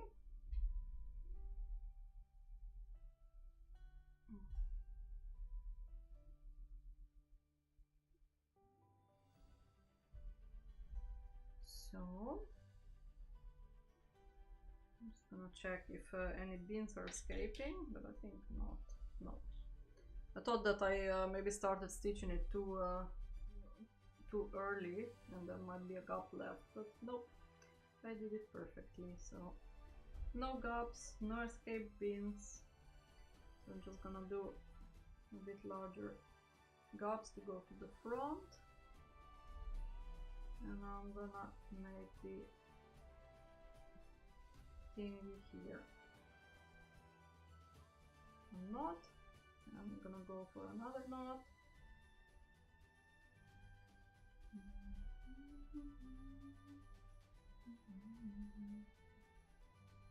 There. So the body is sewn. Oh, I still need to stuff the head. I totally forgot about that. So let's get So this is the perfect amount of pins. So this one I still have to stitch as well. Let's stuff this first and then I can go with the stitching. So we're gonna do the yellow with pink and light blue. Let's see what I have. Well, I did say I'm gonna do the green dragon after. I do have a couple. These are the mid of the thingy. So I do still have two of the big ones, and they both have green. So one is yellow and one is green. But before we had a call out for green, so we're gonna do this one first, and then we can choose the next color with the micro dragons. Then you said yellow, pink, light blue. I'm gonna see which ones I have. So yellow, oh yeah, we do have the darker pink. Those are still the ones that I have to do. So maybe we're gonna do one of those pink. And then I do have a mineral and light blue that we can do with a very pale belly, or maybe a darker belly, I don't know. Just make a few variations.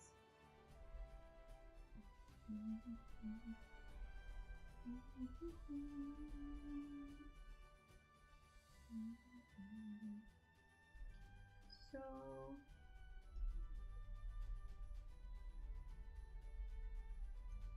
I'm just gonna stuff it with my finger. Sometimes it's easier with the finger, sometimes it's easier with the hemostats.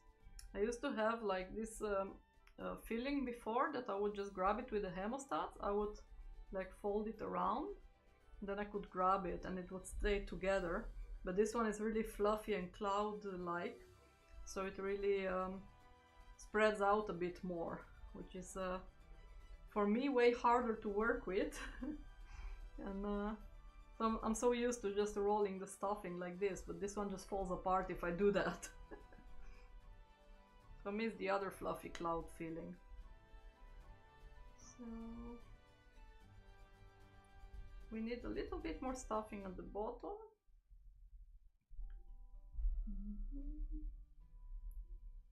So I think a bit more.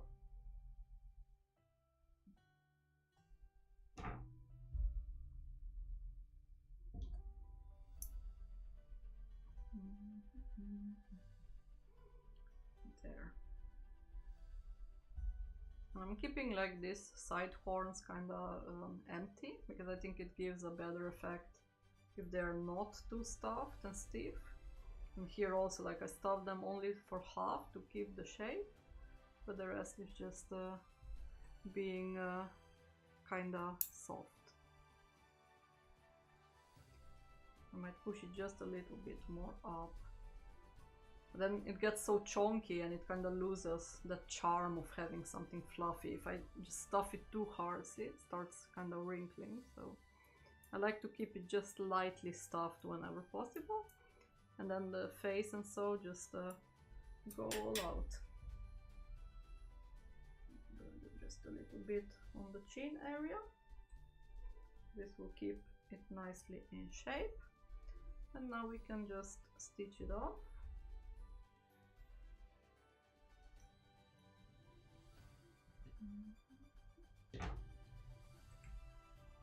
So, needle. I think this was the one that I was using.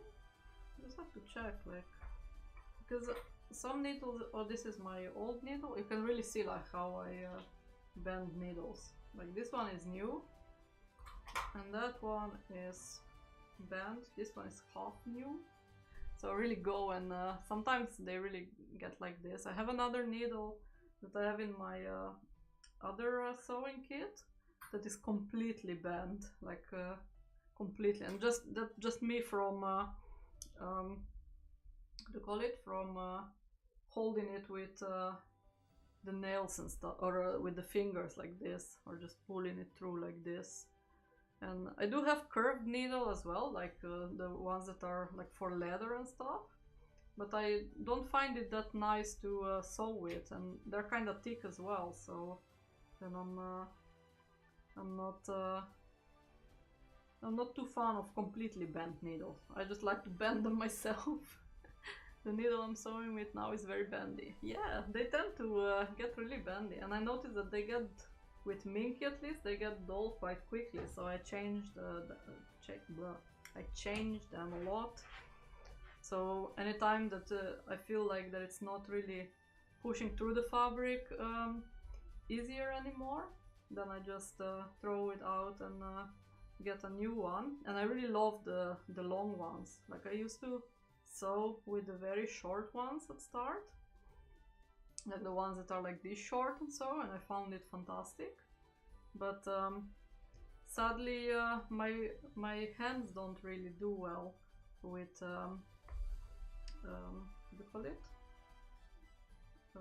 I get really bad carpal tunnel, so if I use a very small needle, then my hands suffer more and they cramp really easier. So I noticed that by using the longer sewing needle, then it's perfect. And I did buy like the super huge one. I thought like, oh, it doesn't look that big on the picture, but look at how huge that is. That's like 2 of my hands almost. So that's huge. And it's like, yeah, like my pinky to the side. But this one is way too thick to really get in nicely into the plushie. So I never really use it. I plan to keep it on the side, because I want to do some stop motion with the dragons having a big needle and me having a tiny needle, but I haven't gotten to the proper idea yet. So I wanted to experiment a bit with stop motion and changing needles and stuff. I love to use very short needles as I can use up more of the thread.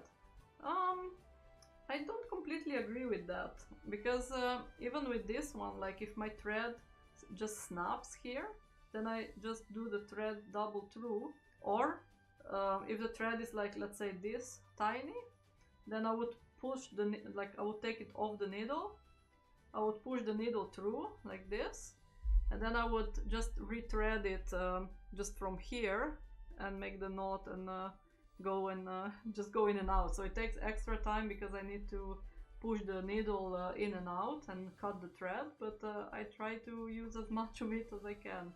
But that is like really if I need to, and if no, it's just easier, like if I have a piece like now, like these ones are way too short, and even by making a proper turn and so, I'm afraid that the thread would snap, so I just throw that away and make a longer one. It's only time for me to go. Give Cookie a big hug for me. See you next time. Thank you, Caroline. Cookie is giving you a big hug and kiss. Mwah! So he's sending you kisses and cookies as well. And thank you for watching, and we'll see you next time.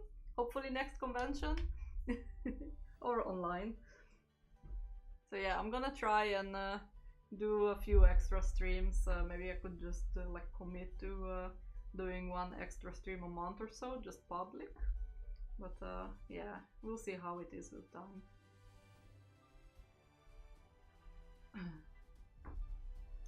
So, bye bye! Thanks for watching! Yeah, I'm already noticing that my hands are also like, I start feeling pain here, so my hands are getting a little bit tired. I'm gonna be next convention is DCC Summer Saturday. Yeah, nice. And I'm gonna have the gacha machine with me. I'm gonna have a very big table with lots of dragons. And I might also, like, I was planning for DCC because it's gonna be such a big table. I was planning to actually make a few big dragons like Cookie. I don't expect anybody to buy them, but I think it would be nice to have them at my table just piled up. So then everybody can cuddle with them. So I'm gonna bring a few cuddle dragons with me, and I'm gonna give them I'm gonna put them at a nice discount as well. So we'll see if any interest is there.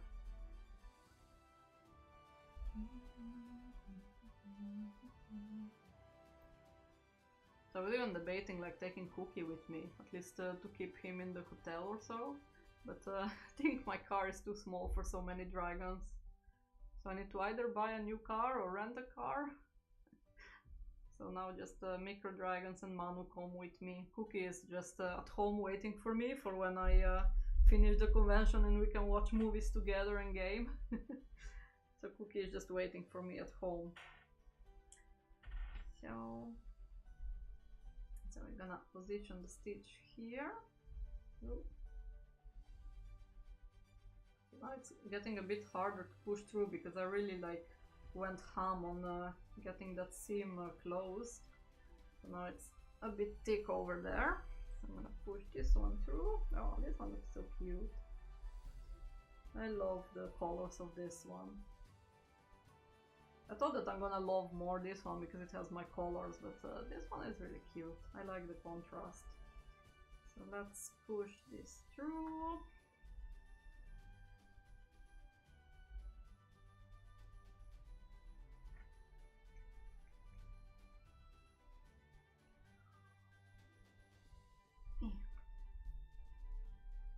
There we go. I need to position the stitch just a bit further. I wasn't really happy that it was so far back that hat, so I'm just gonna redo the stitches. So I need to go to the top now, and then go back to the body, and just it keeps getting like the bad part about this type of dragon is that it keeps the thread keeps getting stuck on the horns a lot. I'm just gonna do it like this, poke it through.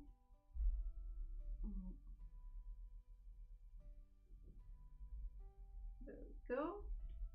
So at least the position is better. I'm gonna do here a couple of stitches on the back. I'm gonna go through the previous seams so they stay secure double. I keep knocking the other baby dragons away, so I have to find them a new position, maybe here, there, because the tail is quite waggy on that side.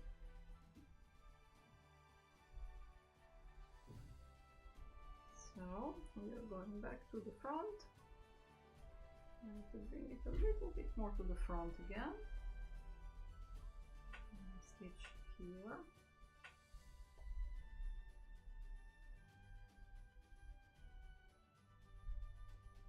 And the thread keeps getting stuck. So.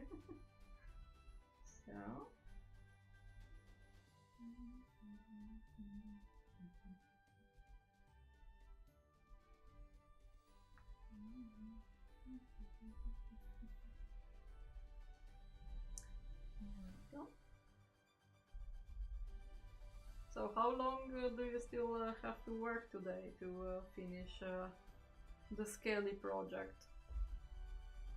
You still have a lot of long hours to go, Mermaid?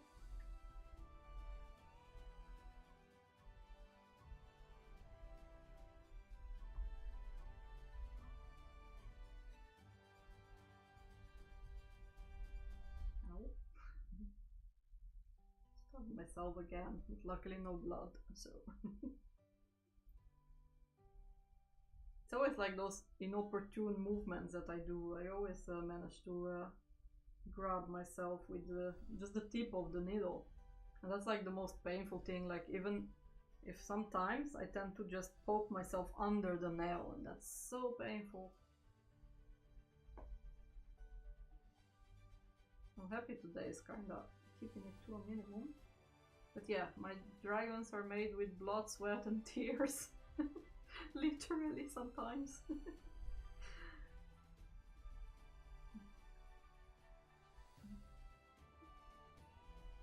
I wasn't really able to poke through the seam, so I had to just go back through. And I'm gonna do another set of stitches here on the back. And I'm gonna do this again.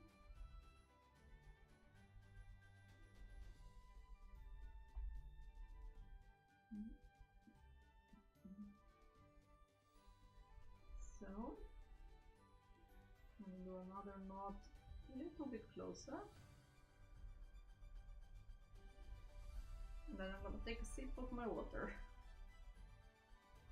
No. Oh. Instead of making a loop, I just unmade the loop the second time around. Silly me. Let's make a loop again. I think I'm starting to noticing that I'm starting to get tired, so we're gonna try and keep going to at least finish another dragon.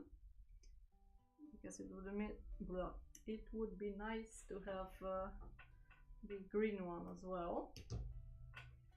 So there we go. So tomorrow then I have another big dragon to do. And about 20, 25, the small ones.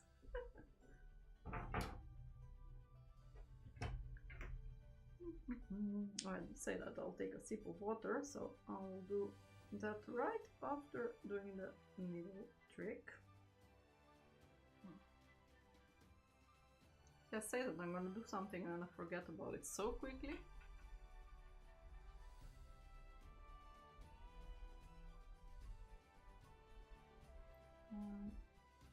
Oh, almost got entangled. There we go.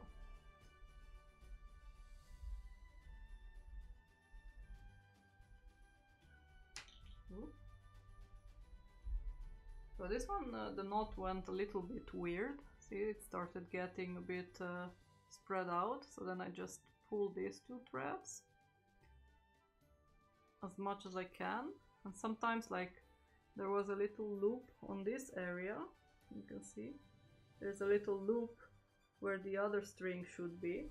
So then I just take the needle, I push it through the loop and I pull it out. So then the entanglement either gets strengthened or it just comes out. But the knot is sturdy enough that it won't go anywhere, because I wasn't able to pull it not this way, not this way, so we're still safe.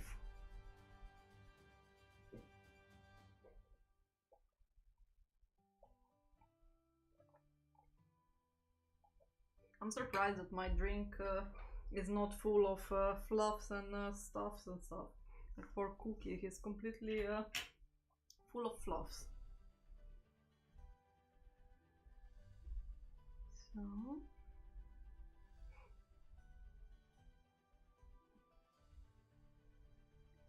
and we're gonna do another few stitches.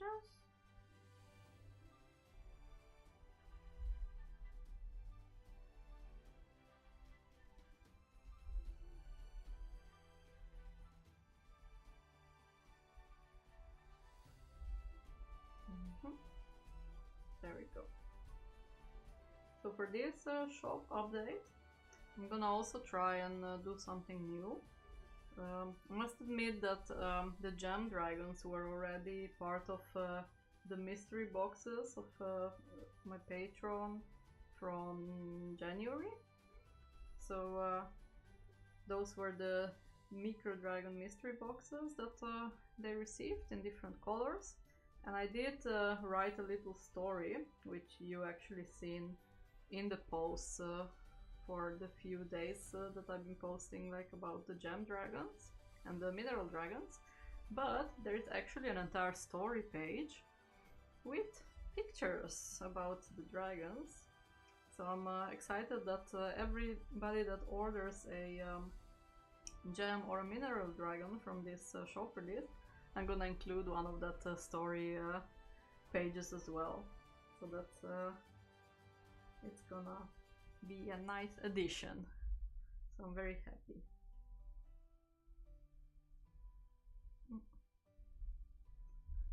So we have it stitched off. So I'm gonna just make a knot.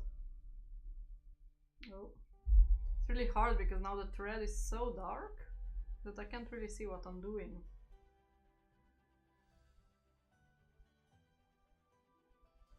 There we go. I'm going to do another knot for good measure. Hello, Ben. Been visiting your channel from time to time and love your work. Recent Chillet Plush is so cute. Oh, thank you, Skyrider, and welcome to the live stream. I'm glad that you love my work and that you love Chile. He's such a nice boy. I'm always so happy when I get to do more of them. And yeah, I have now I posted like just the Chile tutorial from my YouTube channel, but I actually have like 7 hours of footage of me actually making him from sketch up to the plushie. So that's something that I really need to keep editing, because it's such a humongous video, and I actually filmed with 2 different cameras, plus the screen recordings, plus me drawing. So I got like all screen recordings and 2 different camera angles, and so it's gonna be more of a like a cinematic type of video of me doing it. And it's something that I'm trying new, because I haven't really done like a cinematic style editing yet, and I'm excited to show the Chillet from that perspective as well. So I'm excited about it. I need to really get more into video editing and adding more videos, because lately I've been too busy by sewing and doing patterns and stuff, so I need to make more time for video editing to bring out videos faster. And if no, we always have live streams, so I'm gonna try and do those publicly more often, or at least once a month maybe. That would be nice. Because for now I'm just doing the live streams weekly on Patreon, so they're just closed private streams for only the community. And I'm gonna try to reserve some hand sewing and so for a public stream. I think that would be nice. Maybe next time we can do a Chillet commission or so, if I have one to do. So who is your favorite PAL Skyrider if you're playing PAL World? I am curious. I still have like a long list of PALs that I want to plushify. Some of them I sketched already and made half of the pattern, and I kind of abandoned it for the convention. So now I really need to get myself to finish them. So the wings are almost on. So I need to... they are straight, yeah. I really thought like, oh, I see them from this angle, they didn't look symmetric, but they are. It's just the body, because of the beans, is kinda floppy, so it flops like one side and it flops the other side, and it really feels like it's not symmetrical. It's just an illusion. Oh. Here we go. So, now I'm gonna do a double knot over here. Just need to bring it closer to my face, because I'm really struggling to see with this dark fabric. Like, at least you're able to see it a bit lighter than it's in real life, but it's quite hard to see where I'm poking it, if that makes sense. I'm just gonna do one knot, and then I'm gonna do a double one over it. And then I'm gonna do an extra one just below, just for good measure.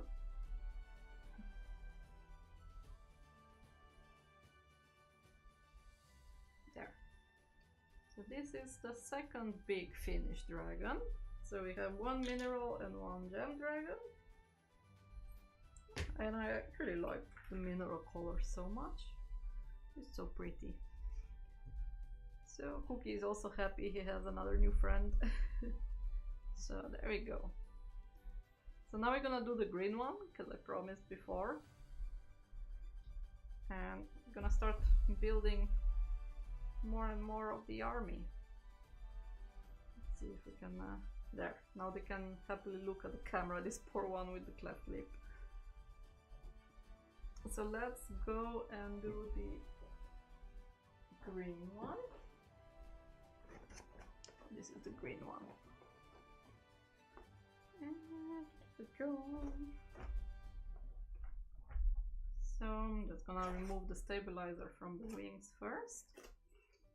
because that's the quicker one. My poor computer is full of fluffs already. Two cuties, yeah. I'm so happy that I could bring these ones to life. I've been drawing them for such a long time, and I had to keep them a secret for almost half a year, because normally I don't really show, like, because the mystery boxes from Patreon are a mystery box. I don't want to show it off before all of the Patreons receive the boxes. But now that I have the release, and so or now that everybody received the boxes 2 months ago, then I think it's safe that I could bring them to the shop. And I'm gonna tell more about their story. So I really had to keep them like a secret for half a year, which was so hard because I love them so much. Let's get this cut up.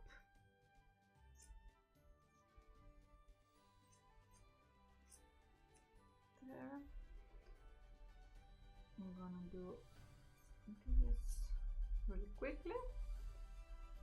And I do need to grab more beans. I did forget to get my bag of beans.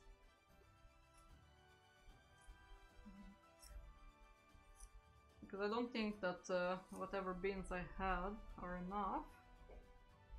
So, but luckily I still have like 8 kilo beans in the drawer. That I never run out of.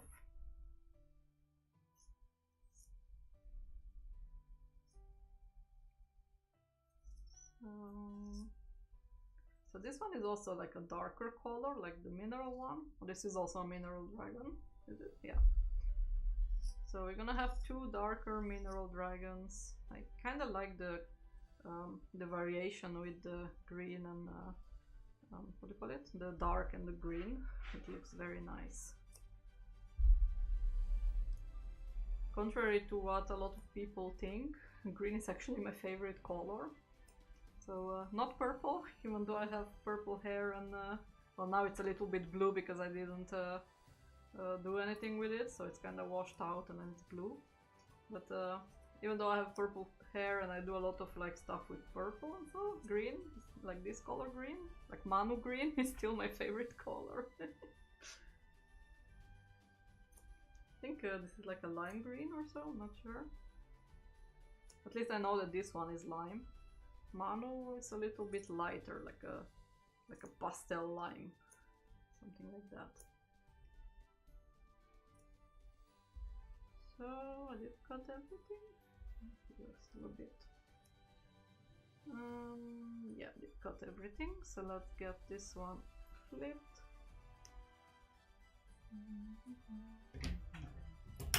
Maybe a little bit more, because I need to make sure that the how to call it, that tube fits in. My favorite color is yellow and I hate green. Oh, but green is so nice, like it's nature. I do like green as in nature. Yeah, I like nature. That's where most of my inspiration comes from. And because, for example, Manu is so green, he loves playing hide and seek because he can just go sit in a tree and you can barely spot him there.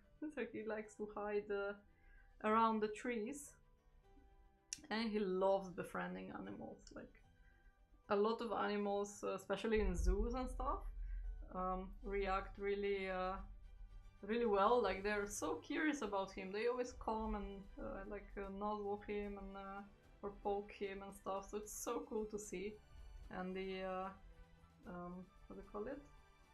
The squirrels, even like wild squirrels, I used to like leave them some feeding, and at some point, because they were coming down to eat, I just put Manu there, and the squirrels were just having a date with Manu. So it was so cool to see.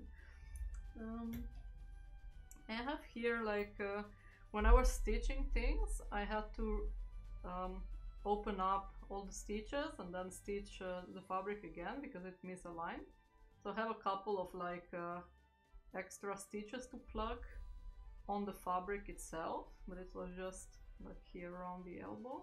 So it's just extra fluffs of thread that I'm picking out now. So the fabric wasn't damaged or so, I just had to reposition the stitches. So it, I just noticed that there was like a few stitches, like here on the tail you can see. There are a few stitches that are extra and that I just pluck with the thing out. And then when I brush and roll it, they all disappear. It was just left over from when I, because normally like when I'm embroidering and everything goes really quickly, or I have to like finish by a certain time, then the mistakes that I don't need to correct on the spot, or that they don't have effect on stuff, then I just correct while sewing. So we got this one. I'm just gonna pluck it out, and that's it, I think. Here a few, and the rest will show up, like if there is any left, it's gonna show up while I do the, what do you call it? While I do the stuffing. I'm gonna put this one over here. So let's get this. And the wings still. I'm gonna do this one first. So it's another mineral dragon.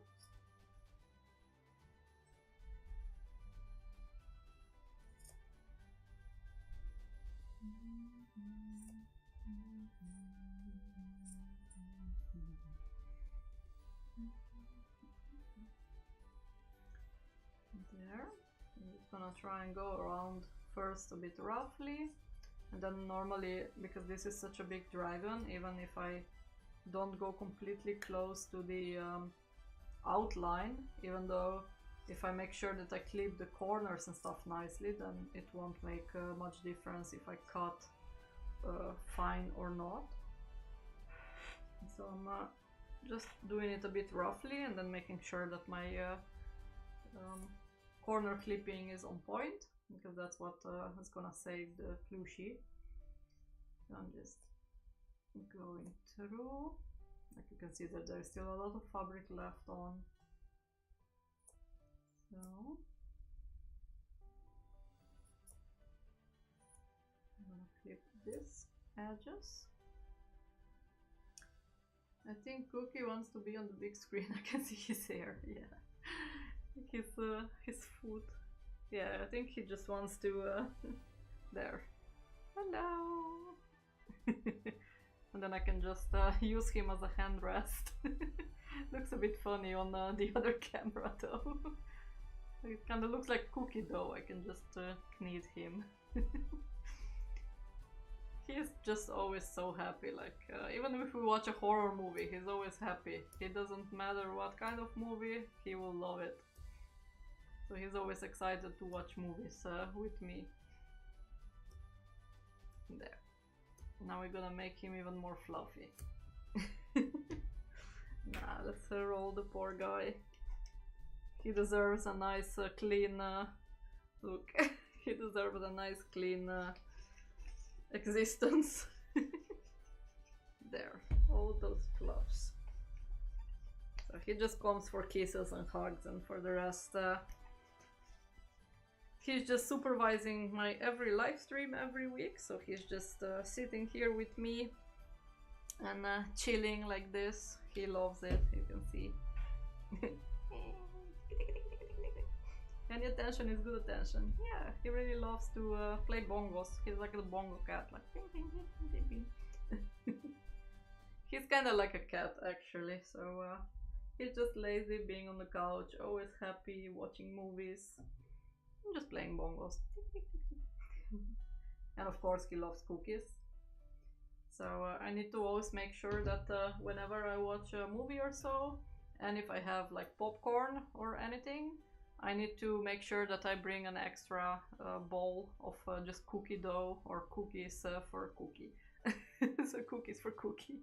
Or even better, the cookie dough ice cream. That's something that I didn't have in a while. So last time I bought it, Cookie ate it. So I never get any good ice cream. So this one is very nice. I like the colors of this one too. Very like carnival like. For some reason it reminds me like of a nice carnival colors with the purple and green and yellow. I love it. I love it more than the other one. Like it's more more bright, more happy, cheerful. So I think this dragon, his dream is to visit New Orleans because I think they have such a color scheme there for the beads that they throw off the balcony for Carnival, I think. Or not Carnival, Mardi Gras. Yeah, I think it's kind of like Carnival, I think. So I think his dream is to go to Mardi Gras, to America, to collect the beads. So I think he's the bead necklace collector. Yeah, Mardi Gras dragon. I think that's his destiny. But that's why like I love just creating stories about it. So I think if somebody from New Orleans would like to adopt him, or if somebody that plans to travel to New Orleans wants to adopt him, I think he would be the happiest dragons in the happiest dragon in the world to go and on Mardi Gras and collect a couple of those bead necklaces. I think that would fit him very well. So yeah, it's okay, buddy. We can dream. You're gonna get to New Orleans someday. And if he stays in the garden, then I think I have an excuse to go to Mardi Gras myself someday and just travel over by plane. So when on the customs they're gonna ask me like, yeah, why are you visiting? I'm just gonna say like, well, this baby dragon stayed in the garden. Nobody wanted to take him to New Orleans, so we're making a trip for to New Orleans for the dragon. So then I can make his wish come true. And I can see New Orleans or America myself, so yeah, I think that's a good plan.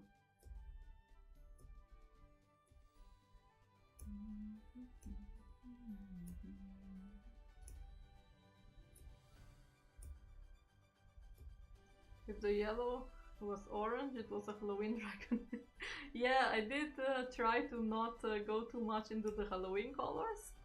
So, but I really wanted like to keep it more pastel, and I wasn't completely sure like if I wanted to do a green or a mint, but I had a different one that I did with a mint, I think.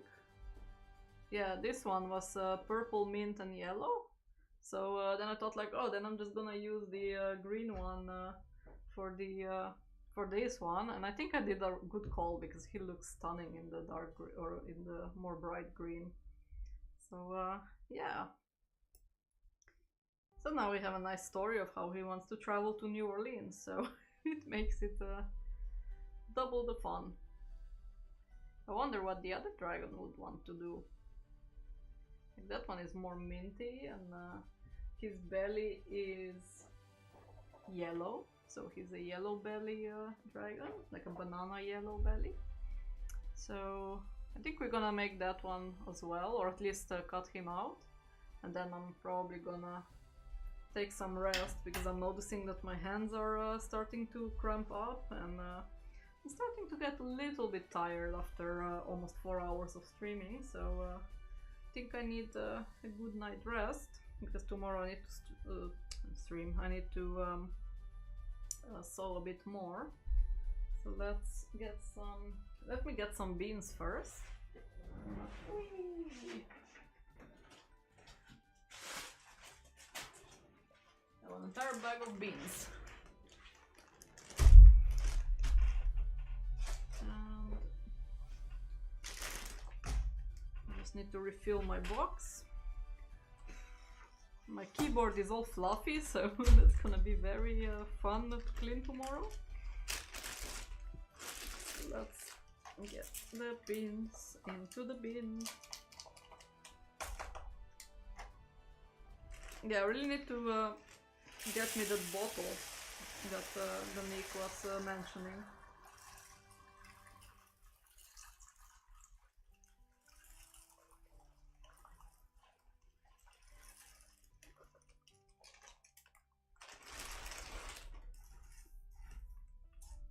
ASMR? Anyone?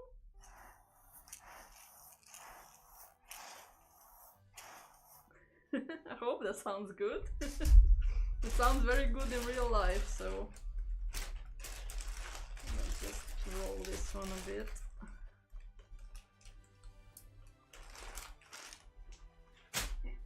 There. Oh, Cookie, come back. No, don't eat the beans. Don't eat the beans, Cookie. They're not for you. Let's just start filling this one up. He is so fluffy, he's even putting fluffs into the beans. Not that it matters, but it just annoys me if there is any fluffs or any stuff in. That's not meant to be there.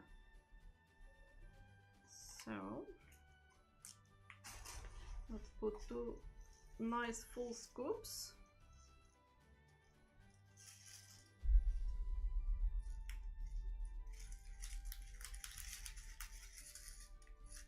I'm just gonna massage it.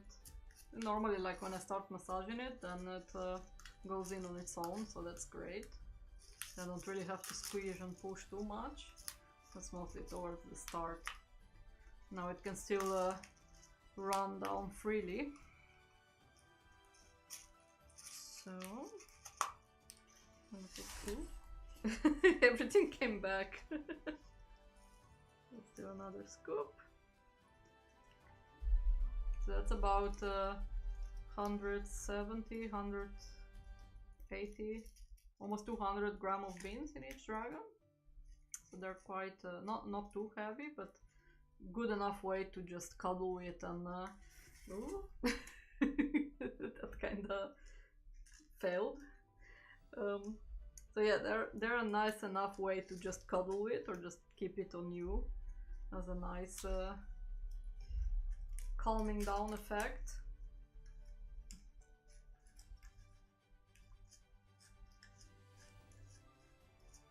So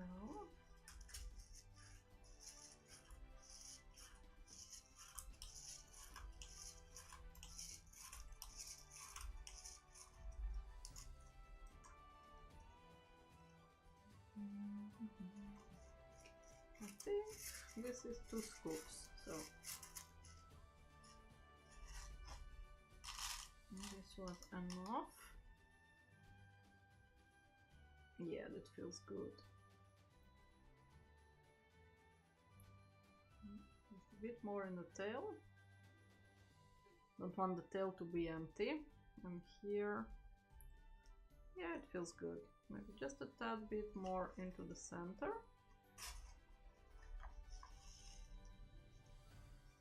I'm gonna scoop it in like this. It was just a little bit that could be filled up, so I think that's perfect. Let's try to not spill them. Just gonna put a needle in it.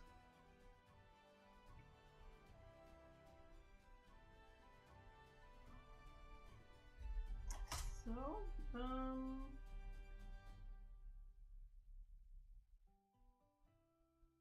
what am I searching for?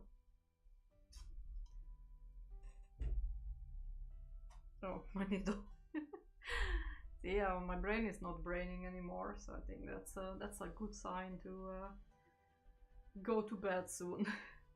Manu is also falling asleep on my shoulder. Poor Manu. He's also like, oh. Cookie, always happy. He's just gonna plank on the table.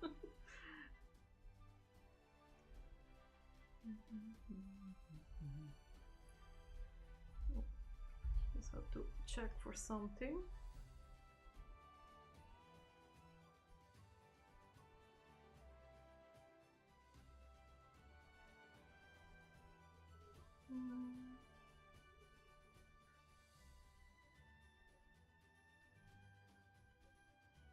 Just a moment.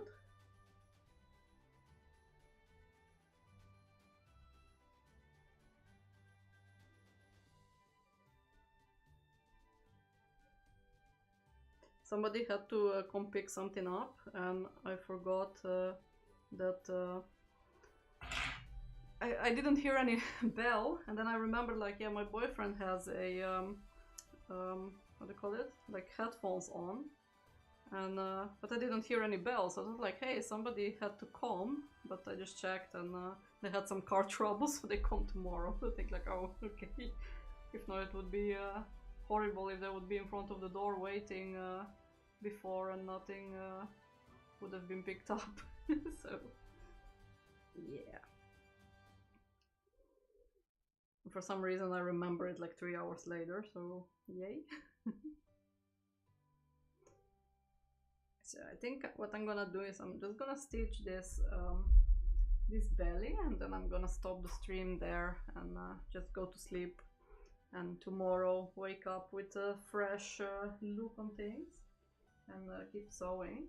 And maybe what I can do is maybe I can just open the live stream again during the day or so if I I'm not gonna have my embroidery machines on, so and maybe you can still see me tomorrow. Maybe.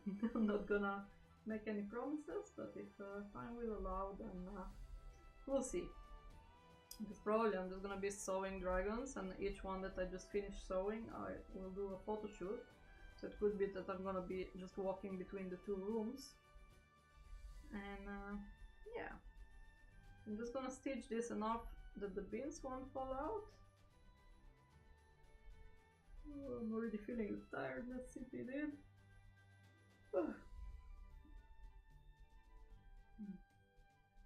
Yeah, it's like 1 hour past my bedtime already, so it's I started noticing it, like normally I just crash at the last moment. Like I thought like, oh, I can still keep going for hours, I still want to do at least 3 more dragons, but my body says nope, bedtime. So and then do this and this.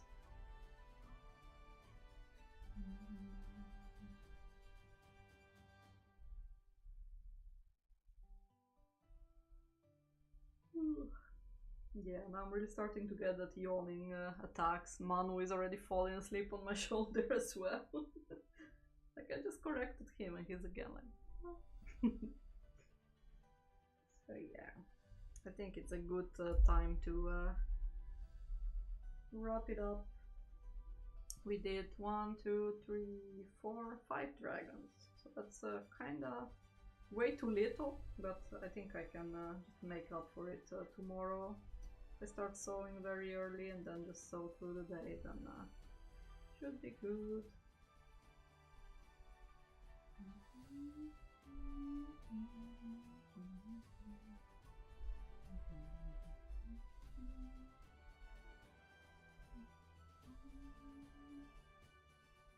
So I'm gonna make the final knot.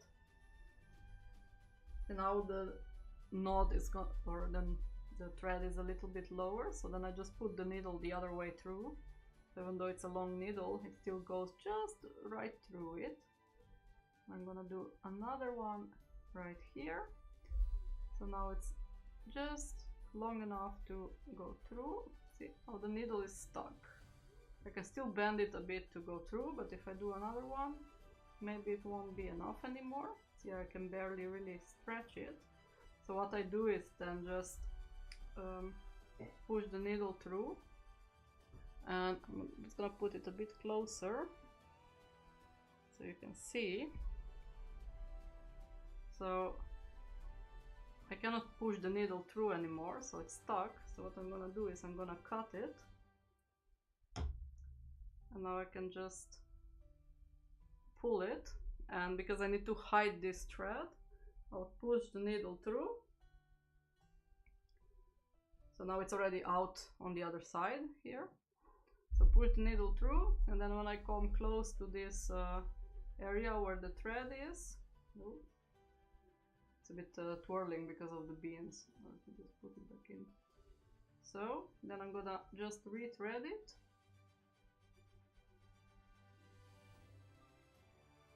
So I can barely see. Then I can just pull the thread through. So I still got a good knot out of it, so yay! But yeah, that's what I do, what I was talking before, that if the string is too short and the needle too long, I can still get away with doing it that way. So there we go, there's my gang. So we got this one, so let's just assemble it. Let's see what we did today. So we got this one, and this one. And we got all these little babies that are ready for the photo shoot tomorrow. There, they all gathering nicely. And of course, Cookie supervising them, and Manu, even though he's almost sleeping. So yeah, look at all the nice dragons. Like, Cookie is a bit too big for the camera though, he would kind of take over everything. Hello. So yeah, they're just his heirs. But Cookie is gonna give you a very good night kiss. So thank you for watching, and have a good rest of the day if you're on the other side of the world, and have a good night if you're on this side of the world with us. So thank you very much for watching, and we'll see you next time. And hugs. Cookie will give hugs. So yeah, I hope that you enjoyed this live streaming session. I'm gonna try to do it a bit more often for the public as well, because I think it's fun to just be able to sew on stream. And yeah, see you next time, Mermaid and the rest. So have a good one. Bye bye.